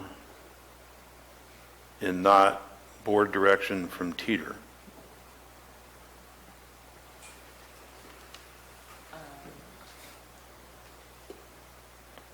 and this is the recommendation of the CAO in his budget, but nowhere do I see any indication in narratives or anything that that's what we've done, and we didn't give due what the board direction was given when we were asked. Originally, it was supposed to come out of reserves, and we decided to take Teeter, not knowing at the time that it was drained.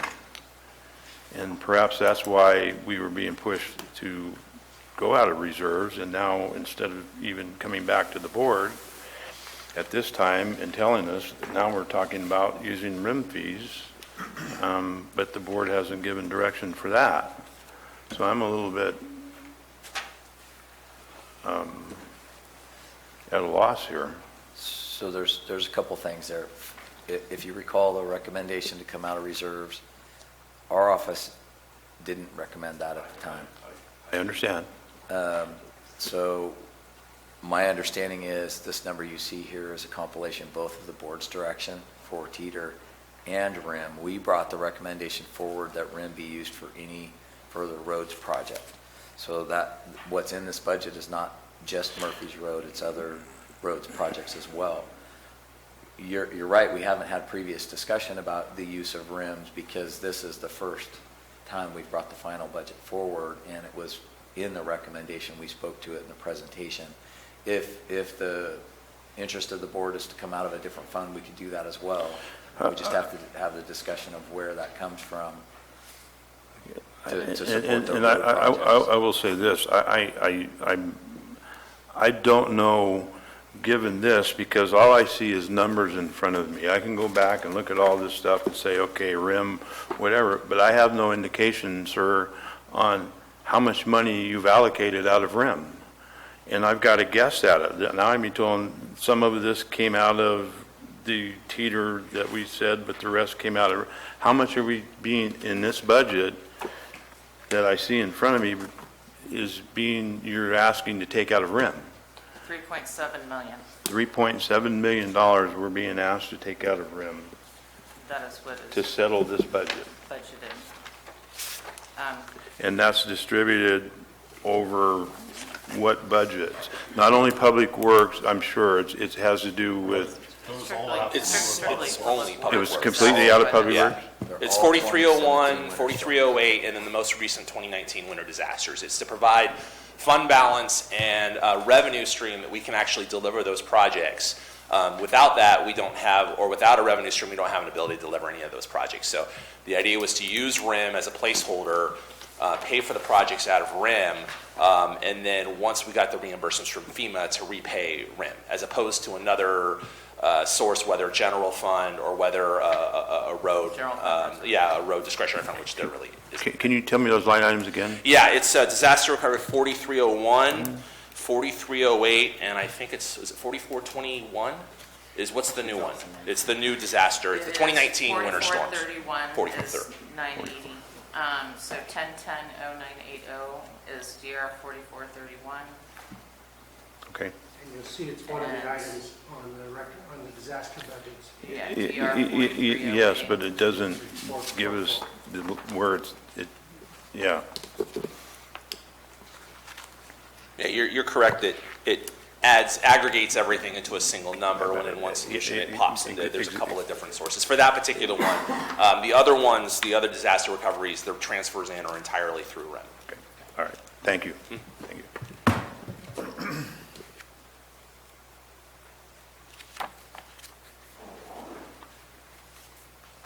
think that's all I have.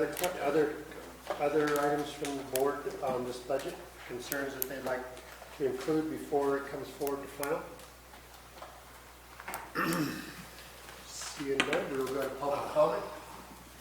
Any public comment on this item? Seeing none, this is a project that was a... Sorry? Mike? I apologize, Susan. Mr. Chair, I do have one other question, I'm Yes, sir. sorry, before you cap here. On page 66,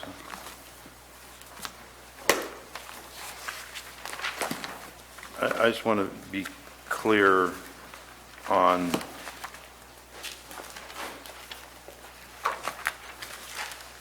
where this operating transfers in is coming from.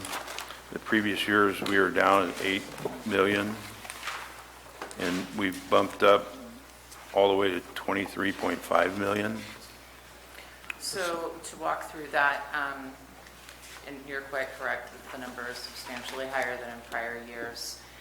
We'll begin the walkthrough by looking at last year's operating transfer and number of 8,459,000 and change, which we see was slightly less than the 2 prior years. But nonetheless, we use that as our benchmark for what we would take out of this budget if we just wanted to set aside where we think a normal benchmark would be, right? So let's then talk about the remaining transfers and see kind of where we're at.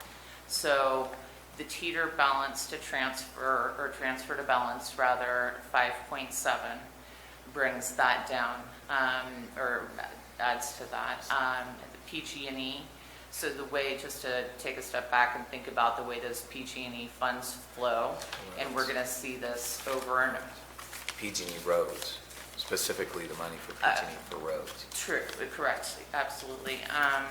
And we're going to see this over and over again in the general fund. Right now, out of the PG&E settlement monies, which are in a special revenue fund, the 13 million and change of which are dedicated to roads, should all those funds... Krista, can you just give them the list of the dollar amounts, PG&E roads and Teeter? And, sure. And then we can go into the detail. road transfers total 3.7 million.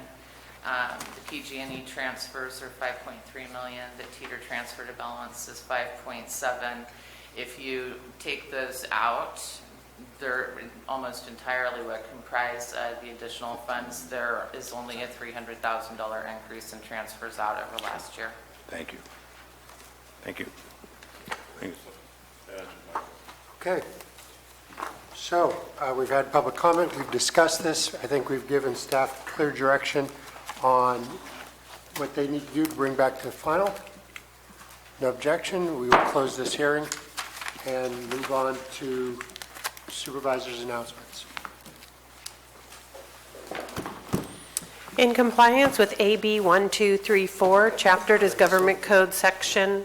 I'm sorry, Madam Clerk. Did I miss somebody? No, I was trying to beat my papers down so I could I was close like, it. we'll open back up.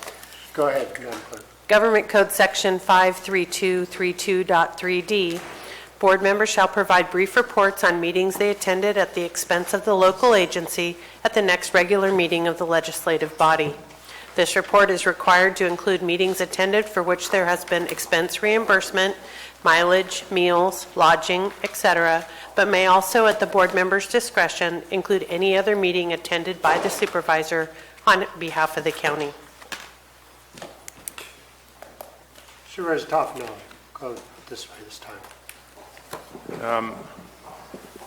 I attended a town hall meeting in San Andreas last night concerning several projects that are going on that has to do with housing for homeless, housing for mental health people, and the tiny house project that was brought to us over here by the library on county grounds. I want to tell everybody that attended, that was there, it was a very good meeting. There was a lot of emotions in the room, but everybody kept them pretty much under wraps. It was everybody was well behaved. They got their chance and their say in it. Public-wise, we were there till about 8 o'clock last night, and I think everybody in the room, and it was well attended. The sheriff was there as part of the panel. It was well attended, but everybody got their say in what they had to say. The two gentlemen that was here at public comments earlier on either side of the West Point were there. There was a little bit of a contentious point there where one of the deputies, the deputy that was there, stood up, but then he sat back down. Those two kind of settled down a little bit, but people voiced their opinions on it, and I want to say it was a very well-run meeting, and a lot of information was out there. It was a great PowerPoint put on by Kristen. that shed some light on a lot of the questions that were being asked in the community on these projects. So again, I want to thank everybody that attended, that had their input, and for restraining themselves in times when they were getting a little emotional on things. So other than that, that's it. Supervisor Stopper. Nothing to report. Supervisor Mills. Yeah, Saturday the 31st, is it? I spoke at the Poker Flat Homeowners Association meeting. Very positive group, very positive response. Last Monday, did a live webcast from Copperopolis. They're trying to create like a Johnny Carson show down there. So we got a chance to talk on just community issues, not politics. And CMCAA yesterday over here in San Andreas. And that's all I have to report. Madam Supervisor. I attended the California State Association of Counties meeting last week. There's just two. Homelessness was also a big issue, but one was trial court security. The CSAC, State Association of Counties, and the State Sheriff's Association is continuing to work the shortfall. Many of the counties that were at the meeting talked about the shortfall in courthouse security, and we keep knocking at the door and not a lot happens, but we're trying to work together with the State Sheriff's Association, and I'll try and work with my sheriff. The other item that was really controversial, especially among the rural counties, was the Highway Trust Fund, and the fact that it hasn't changed since 1993, and CSAC is supporting. The issue became new revenues, and what do new revenues mean? New revenues could mean federal gas tax. Well, being rural counties, we don't like to include taxes, of course. So there was an agreement. We met halfway, that we also included adding to reduce costs. So that's going to be our position as we lobby in the feds for new revenues for transportation funding. There wasn't a county in the state of California that didn't say the same thing that we hear in Calaveras and from our Public Works Department. Infrastructure is critical, and this isn't really including bridges. That was a separate topic. So it's important to all counties in the state of California, and it's important as we lobby our legislators for funding, and how are we going to buffer the Highway Trust Fund where we receive funds too. That's all. Thank you.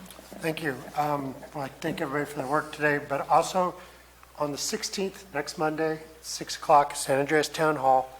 I hope you can all attend. The Insurance Commission will be coming up to speak to all of our, can I leave this thing off?